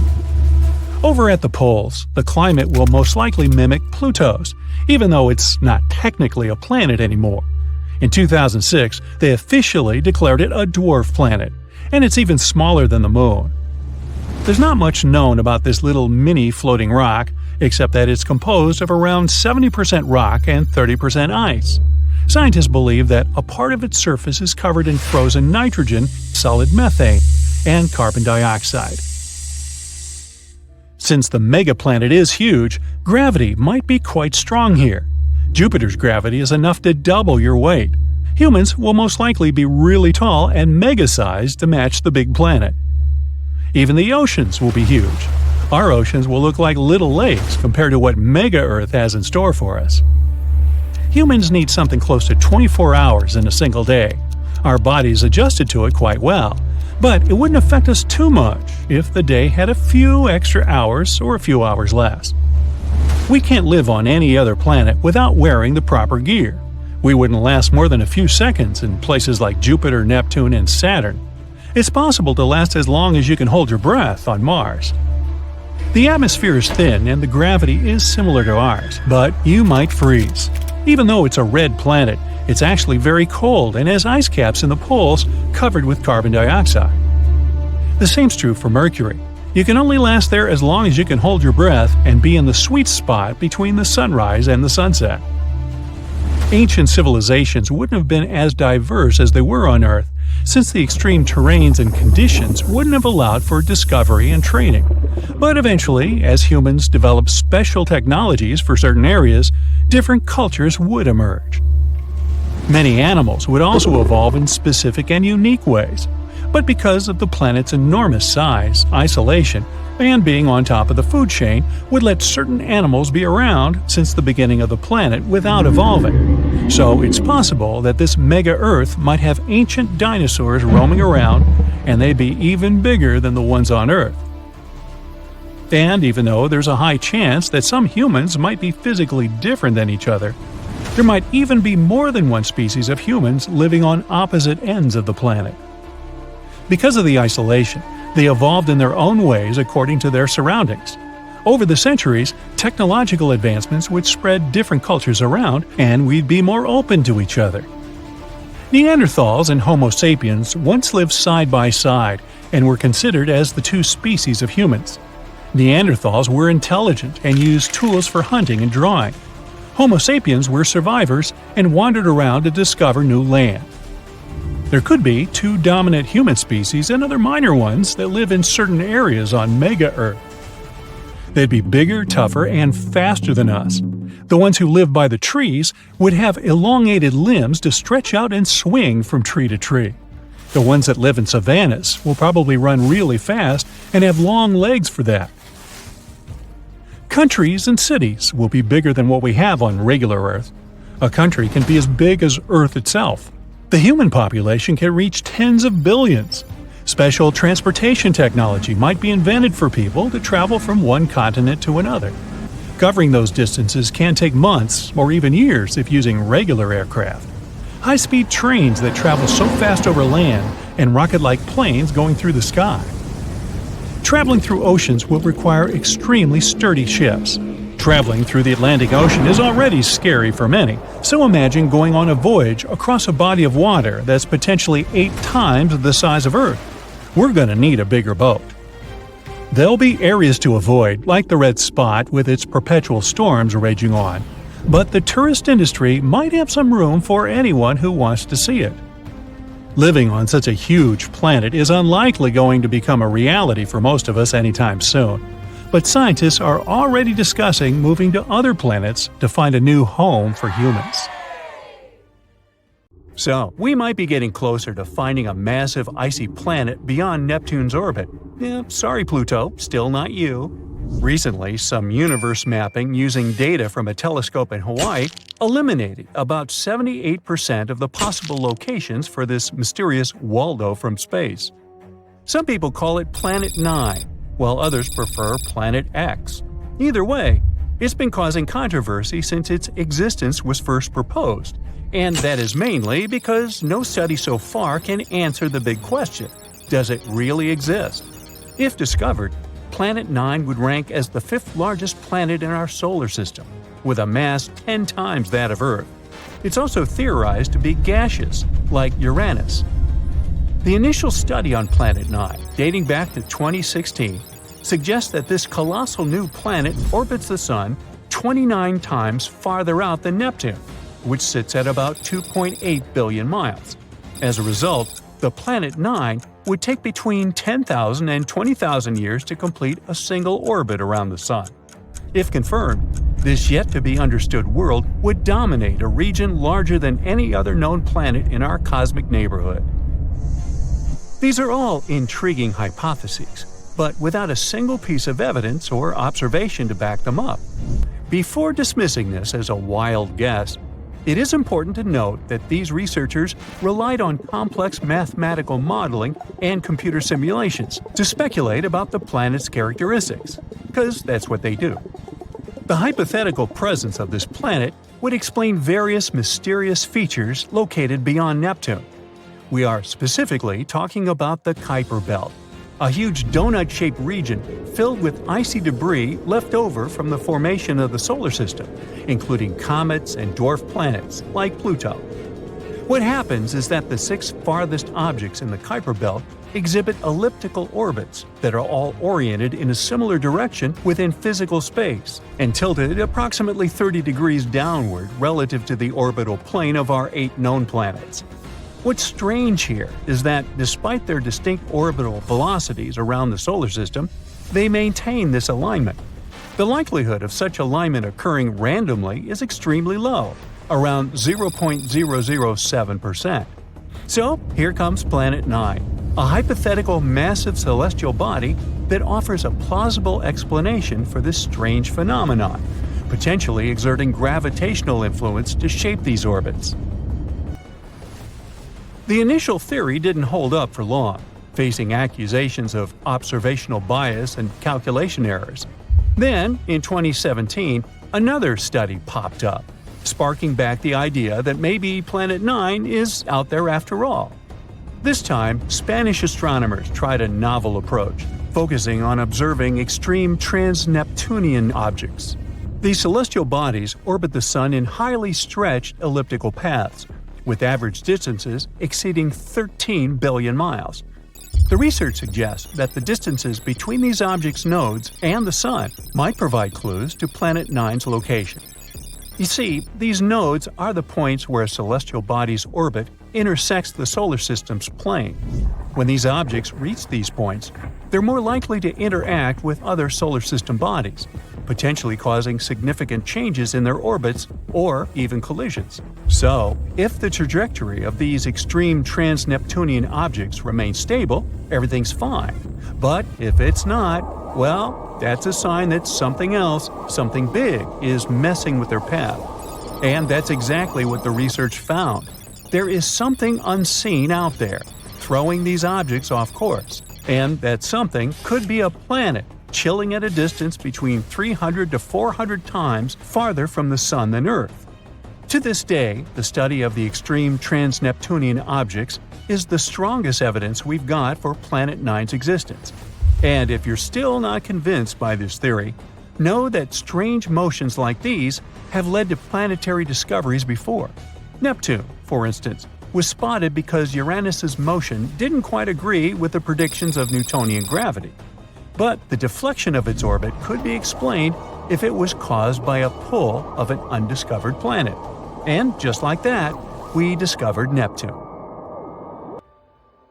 Now, the year is 2021, and there's all this buzz about Planet 9 again. After correcting some old guesses, studies are now leaning towards the idea that this mystery world follows an epic loop around the Sun every 7,000 years. That is massive news, because it means this planet might be closer than we ever thought, making it easier for our telescopes to spot it. The paper also suggests there is a whopping 99% chance that the funky orbits of these distant objects are all because of this unseen planet, not just some cosmic coincidence.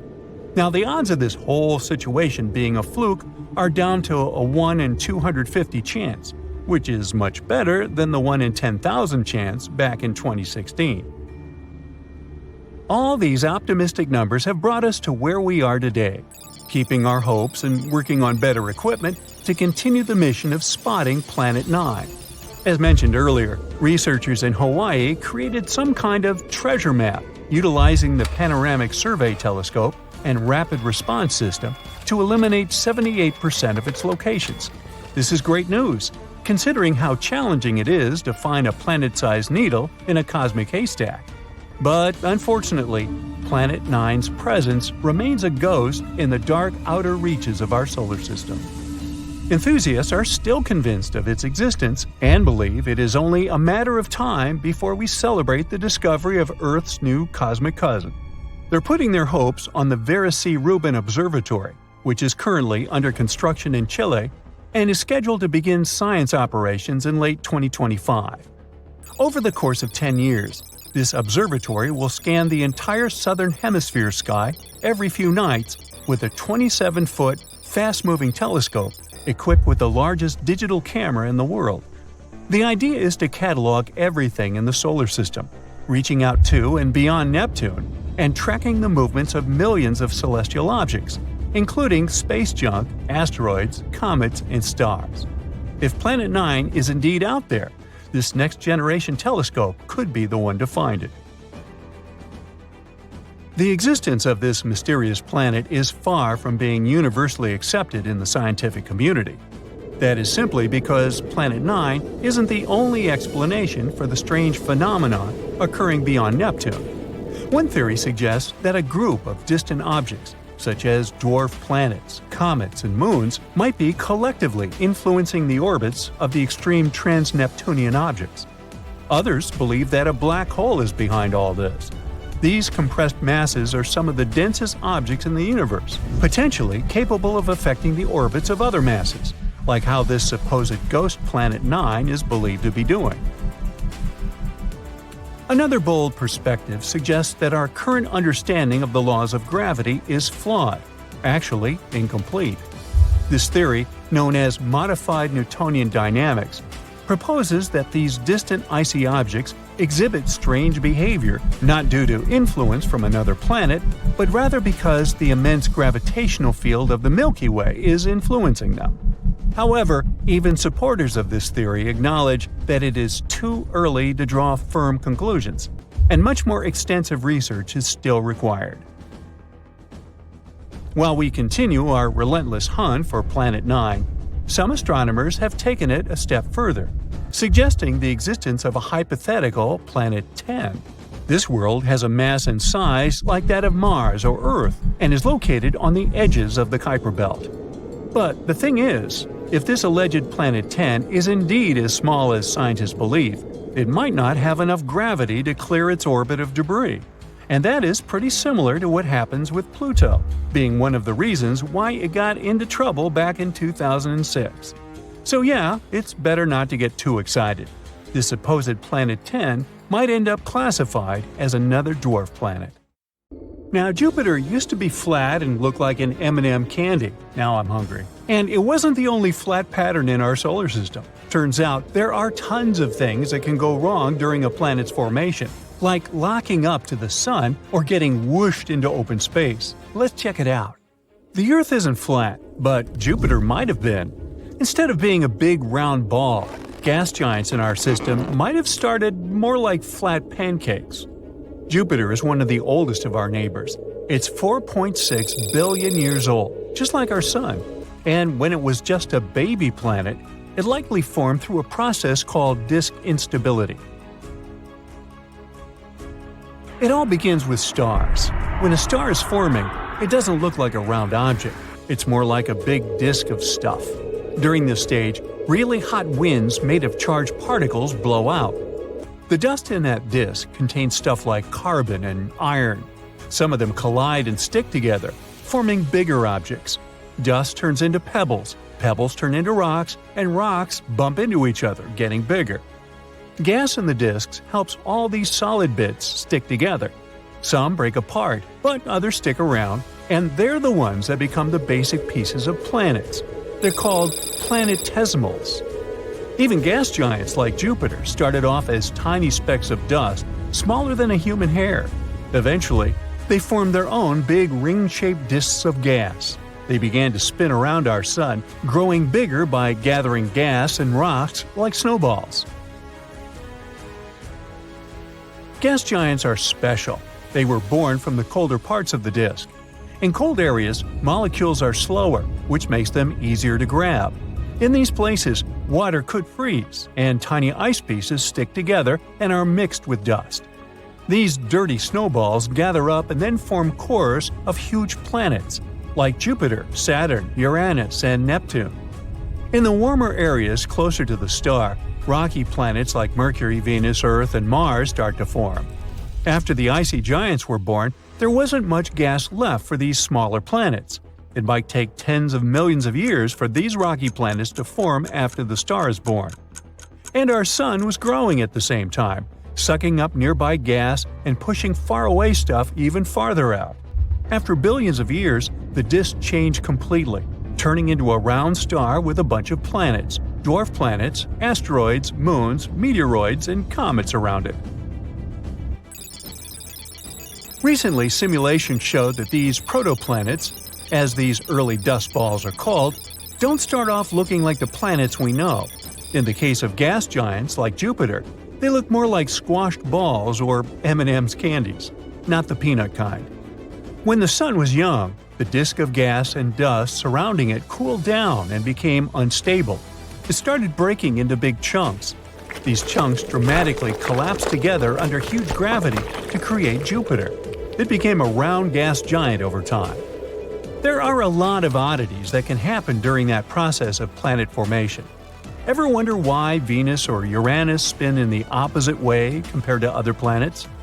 Usually, when things form from a spinning disk of gas, they tend to spin in the same direction. For example, if you spin a bunch of balls on a string, they all twirl in the same way. So, theoretically, all planets should spin in the same direction too. But there are a lot of fast-moving objects like comets and asteroids in our solar system. When they smash into planets, especially during their early days, this collision might send the planets to spin in the opposite direction. Venus and Uranus probably survived a massive collision. Luckily, they weren't repelled to outer space. The gravity from the Sun and nearby planets pulled them back into place. There are also so-called tidally locked planets.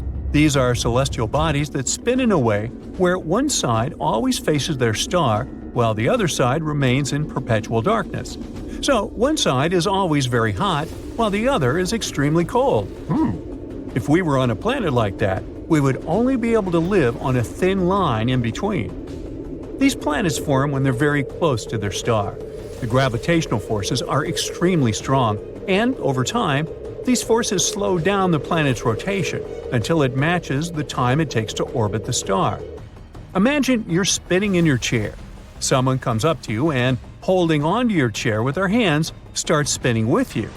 This way, you'll always face each other. Tidally locked planets kind of work like that. Our moon is tidally locked to our Earth, which is why we only see one side of it. We've discovered more than 5,000 planets outside of our solar system called exoplanets. Some of them have very strange orbits. For example, planets with incredibly long orbits, thousands of years to make one trip around the star, or very wonky, comet-like orbits, or so-called hot Jupiters. They're super close to their star, way closer than Mercury is to our Sun. But these planets couldn't have formed where they are now. As their solar system evolved, they changed their positions for some reason. This rearranging is called planetary migration. There are three main ways this migration happens. First, because of the gas and dust spinning around the planet. When a planet is bumping into this stuff, it can create spiral patterns in the gas. These patterns can either push the planet closer to the center or farther away, depending on how they mix together. It's called a gas-driven migration. This is what Jupiter experienced when it moved closer to the Sun billions of years ago.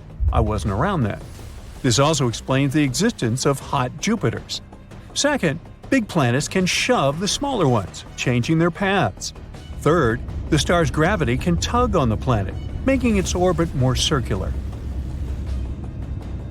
Ever heard of rogue planets?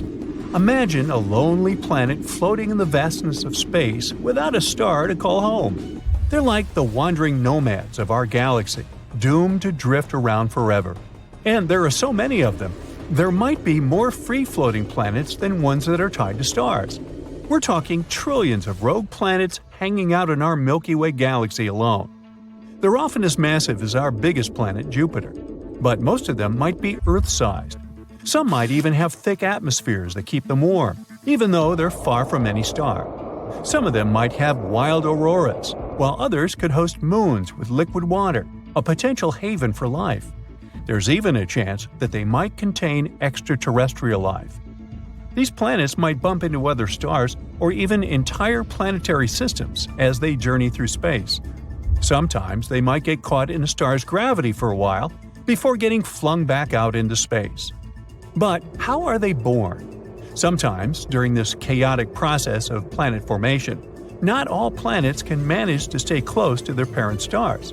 Some of them get kicked out of their solar systems due to powerful gravitational interactions with other planets or passing stars. These ejected planets become rogue planets.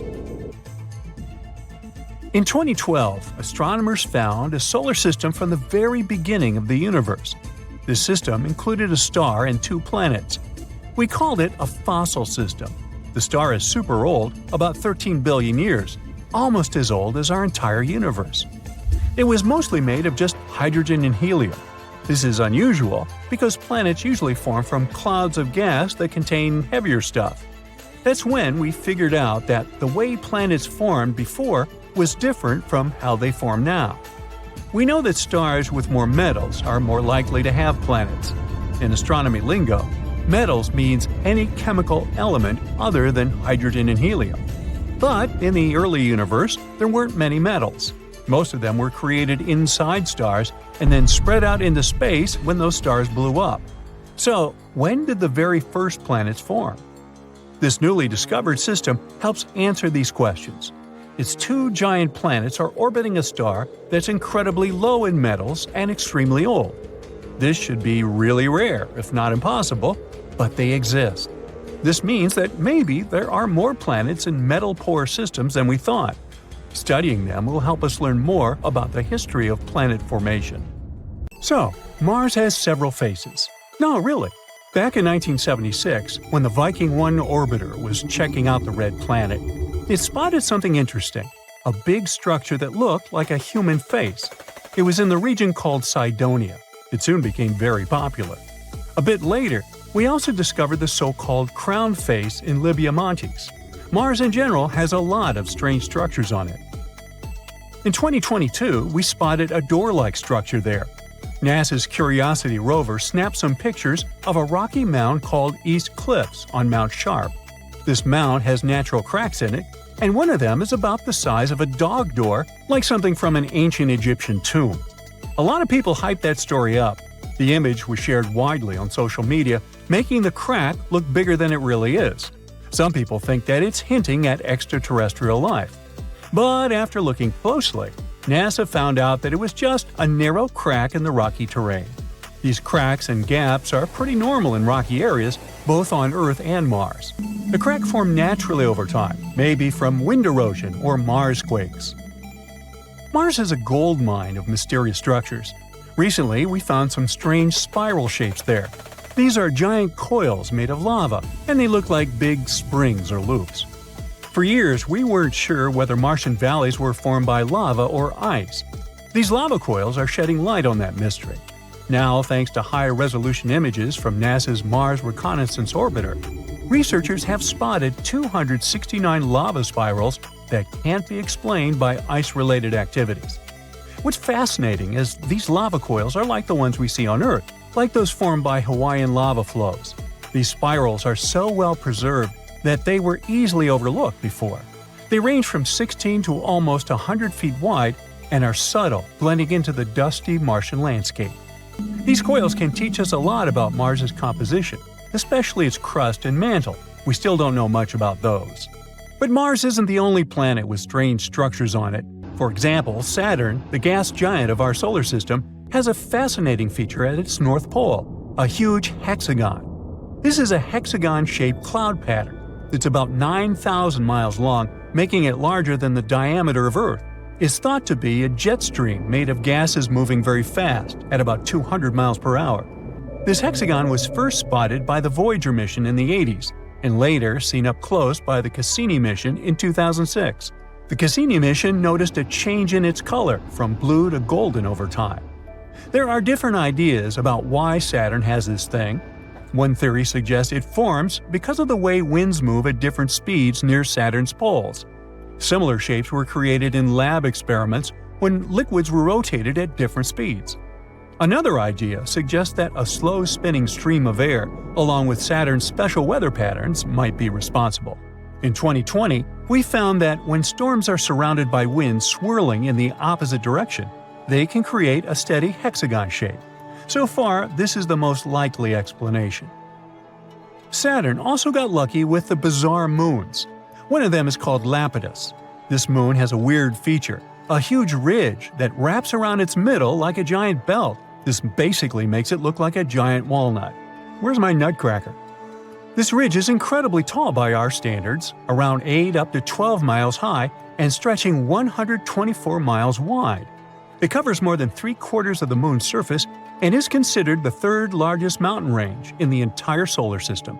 Now, we don't have a clue about how this enormous ridge formed. It's unlike anything seen on other planets or moons. There's one idea, though. The ridge might be the remnants of a dead moon. Let's say billions of years ago, a colossal impact shattered chunks of material off Lapidus. These pieces circled around the moon, forming a mini-moon or sub-satellite. And over time, the gravitational pull of Lapidus tore this mini-moon apart, creating a ring of debris around it. As the debris from this ring fell back onto Lapidus, it built up the massive ridge we see today. They think this process happened quickly, maybe over centuries. Saturn's gravity didn't interfere because, luckily, Lapidus was quite far away from it. If Lapidus was closer to Saturn, its moon might have been pulled away. But we do need more simulations to see if this theory is true. Titan, another one of Saturn's moons, also has some weird stuff going on in its methane seas. Scientists have spotted these strange bright spots called magic islands that seem to pop up and disappear over time. We have no idea what they are. Titan's atmosphere is packed with complex organic molecules that clump together and fall to its surface like snow. These magic islands might be snow clumps that soak up methane and sink very slowly. But there's a problem. In water, molecules stick together, which is why stuff can float on top of it. But methane is different. It likes to grab onto other molecules, so it makes any solid thing sink immediately. Yet, these magic islands don't sink. There's a theory that these islands might be like sponges made of ice with lots of holes. When pieces of this holy ice come loose from the edge of the lake, they can float on Titan's seas for a bit before going down under. There are also other ideas, like bubbles of nitrogen gas or waves caused by wind. We need more research to know for sure. Moons like to be weird. Just look at our own one. In 1971, we found a patch with missing soil on our moon, and it looks like a blue lake. They call this mysterious spot Ina. We first spotted it during the Apollo 15 mission in 1971. Later, the Apollo 17 mission took clearer pictures of it. This spot, shaped like a bluish D letter, is one of the weirdest things on the moon. The color comes from special rocks rich in titanium called basalts. These rocks cover Ina's floor and make it look blue. There are also bluish areas near the edges of the mounds inside Ina. Ina is unique and probably has a long history. It might have had volcanic activity, with mounds that are about 3.5 billion years old. It's similar to the surface age of the volcanic field that surrounds Ina. Now, our moon has its own face, just like those on Mars. There's an area near the moon's south pole that looks like a face, but it's just a bunch of craters and shadows that happen to make an image resembling a face when seen from far away. These craters have been there for billions of years and cover about 16% of the moon's surface. Some of these craters might even have water and ice inside of them. You might be wondering why there are so many faces in our solar system. Well, that's because our brains are wired to recognize faces, even when there aren't any. It's a phenomenon called pareidolia. Our brains try to make sense of shapes, so when we see something that looks a bit like a human, our brain turns it into one because it's familiar. Like when you see a shadow figure on a chair with clothes, or even on Mercury. Some people see shapes like Mickey Mouse. So don't worry, it's not extraterrestrial life. It's our brains that play tricks on us, making us see familiar shapes like faces even where they don't really exist. When you explode planets, things get red hot. Atmospheres are stripped away. Stuff is flying apart. Everything collapses. The world becomes brighter than a dozen suns. You squeeze your eyes shut and cover your ears. Your hair stands on end. The sheer power of a cosmic blast is terrifying. Some time before the explosion, you're hovering in almost complete darkness. Below, you see the moon. Or what you think looks like the moon. The surface of this light-colored sphere is pockmarked with craters left by meteorites. You see huge, steep hills stretching for miles. It's Mercury, and right now, you're going to explode it. As if in slow-mo, you watch the planet fall apart. And then, in the blink of an eye, you see a wall of debris closing in on you. First, giant chunks of rock. Those are all that's left of the planet's solid crust and rocky mantle. The appearance and structure of the debris flying in your direction changes. Now, the stuff looks liquid, like splashes of quicksilver. That's Mercury's metallic core bursting apart. It used to take up 85% of the planet's volume. And finally, it's a firework of solid pieces again. It's the planet's solid core. The explosion is so powerful, it knocks Earth into a different orbit. The sun hiccups and swallows down an enormous cloud of dust. That's everything Mercury has left behind. But don't worry, Our solar system won't lose any planets. This whole explosion thing is only a temporary experiment. Once you're done watching the show, you press another button, and the planet gets back together, as if you've hit rewind. You approach the next planet on your way. Its surface is hiding under a super dense atmosphere made up of carbon dioxide. If you decided to land on Venus, you'd watch thick clouds of sulfuric acid pass by. You'd see the planet's surface, reddish-brown, dry, and incredibly hot. You'd probably walk across flat, smooth plains, covering 2/3 of the planet's surface. You'd gawk at volcanoes littering Venus, all 1,600 of them. Unfortunately, you won't be able to do that because you press the button. Boom! Huge chunks of basalt fly away from the center of the explosion. That used to be the planet's 12-mile thick crust. Then you spot bright burning meteors flying towards you at incredible speed. Those are chunks of Venus's molten rocky mantle. The fire rain seems endless, maybe because the mantle was 1,200 miles thick. But that's not the most massive part of the planet. The power of the explosion forces apart Venus's metallic iron core. This core used to be twice as wide as the mantle. You reach the blue marble of your home planet. What will its insides look like, scattered in space? From above, Earth looks pretty.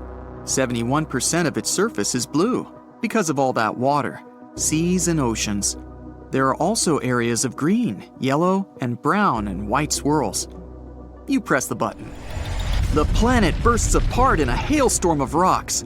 They're what's left from Earth's thin crust and much, much thicker mantle. It used to take up nearly 84% of the entire planet's volume. You see the rocky rain change into something way more liquid. It's scorching hot iron and nickel that used to make up Earth's outer core. The metals weren't under enough pressure to be solid. The bang is so powerful that it takes apart Earth's inner core. It used to be a solid ball of iron and nickel. After the pieces fly apart, they follow their own orbits around the sun. The most massive chunks crash into the moon, and some travel further and get swallowed by our star. You can't linger. The red planet is waiting for you. The surface of Mars is covered with rusty-colored dust. The thickness of the dust layer varies from area to area, but in most places, it's 7 feet thick. The ground is colored gold, brown, tan, and even greenish. The hue depends on the minerals that make up the soil. The planet's surface is rocky. It's covered with dry lake beds, craters, volcanoes, and canyons. Bang! Mars is a rocky planet. You have to dodge mountain-sized chunks of crust made up of volcanic basalt rock. What you see next looks as if you've blown up huge amounts of soft, rocky toothpaste. That used to be Mars's mantle, composed of oxygen, silicates, and other minerals. And then, the flying pieces get solid again. Ah, it's the planet's core's turn. It was solid, made mostly of iron, nickel, and sulfur. Billions and trillions of fragments of all sizes, from a small moon to pieces several feet wide, get launched in all directions. But only very few parts have enough momentum to leave the solar system. The whole event slightly changes Earth's orbit, and the temperature on our planet goes up by 18 degrees Fahrenheit. You leave rocky planets behind and close in on the first gas giant on your way. It's Jupiter. Thick brown, yellow, red, and white clouds hide its surface. They make the planet look colorful and beautifully striped. You hit the button. This time the view is different. Instead of chunks of solid crust, you see jet streams of gas accelerating from the planet's center. It's what used to be Jupiter's atmosphere, made up of hydrogen and helium gas. In no time, the matter hurtling away to space turns liquid. That's hydrogen changing its form under immense atmospheric pressure closer to the center of the planet. A bit later, the liquid is already a mixture of metallic hydrogen and helium. And finally, something solid. It was probably Jupiter's core, 14 to 18 times the mass of Earth. The gas giant's diameter was about 90,000 miles. but the blast lasts no more than half a second. The explosion of Jupiter is so strong, it evaporates smaller planets like Mars and Earth. The Sun remains pretty much untouched. It gets hotter and kinda unstable for a bit, but it doesn't last long. The next gas giant on your way is Saturn. At first sight, it looks as if the planet has a surface. The seemingly solid yellowish-brown sphere is surrounded by layers of clouds. Saturn's trademark rings are awesome and colorful: gray, beige, and tan. They're actually groups of tiny ringlets that are made up of floating chunks of water, ice, rocks, and dust. These chunks range in size from specks to massive skyscraper-sized pieces. While orbiting Saturn, they keep colliding, and larger pieces get shattered. You're surprised to see that the rings aren't perfectly round. They have bends caused by the gravitational pull from the nearby moons. 53 of them are confirmed. Titan, an icy world bigger than our moon and even Mercury, is the largest. What you see looks eerily similar to what happened when you exploded Jupiter. There's only one difference. Saturn's rings break apart, sending rocks and ice flying into space at incredible speed. The largest pieces crash with the planet's moons, wiping away the smallest of them. You see streams of gas, mostly hydrogen and helium, with a bit of methane, ammonia, and water. They're moving at breakneck speed away from where the center of the planet used to be. After that, splashes of liquid matter. That's liquid hydrogen that later turns metallic. And finally, the chunks of the solid core made up of rocky materials. You're looking at a beautiful blue-green sphere of the ice giant Uranus. The planet gets this unusual hue when the light from the sun gets reflected off the planet's surface. Plus, Uranus's atmosphere is mostly hydrogen and helium, with traces of methane gas that absorb the red light. Anyway, bang! This time, it's massive blobs of ice that are hurtling in your direction first. They used to be the part of the planet's ice mantle that once made up 80% of the planet's volume. But why does this ice look liquid? On Uranus, frozen liquid isn't solid like on Earth. Ice is a hot, dense fluid made up of water, ammonia ice, and methane. It's often called the water-ammonia ocean. After the bizarre ice rain, you see solid pieces of the planet's rocky core. It used to be small, no more than half the Earth's mass. Some of Uranus's moons get pulverized in the explosion, and several even get ejected out of the solar system. The explosion also slightly shifts Neptune's orbit. And the last planet on your way, Neptune. It looks blue because of a layer of swirling gas and permanent clouds. No time to linger. Boom! The planet doesn't have a solid surface. That's why, after pressing the button, you see Neptune's liquid mantle bursting. It looks like a water-filled balloon thrown down from the 50th floor. This sends splashes of water, ammonia, and methane ices away into space. It's followed by lava-like remains of the planet's mantle. It used to be liquid, red-hot, and rich in methane, ammonia, and water. That's what's left from Neptune's solid core, made up of iron and other metals. That's it for today. So hey, if you pacified your curiosity, then give the video a like and share it with your friends. Or if you want more, just click on these videos and stay on the bright side.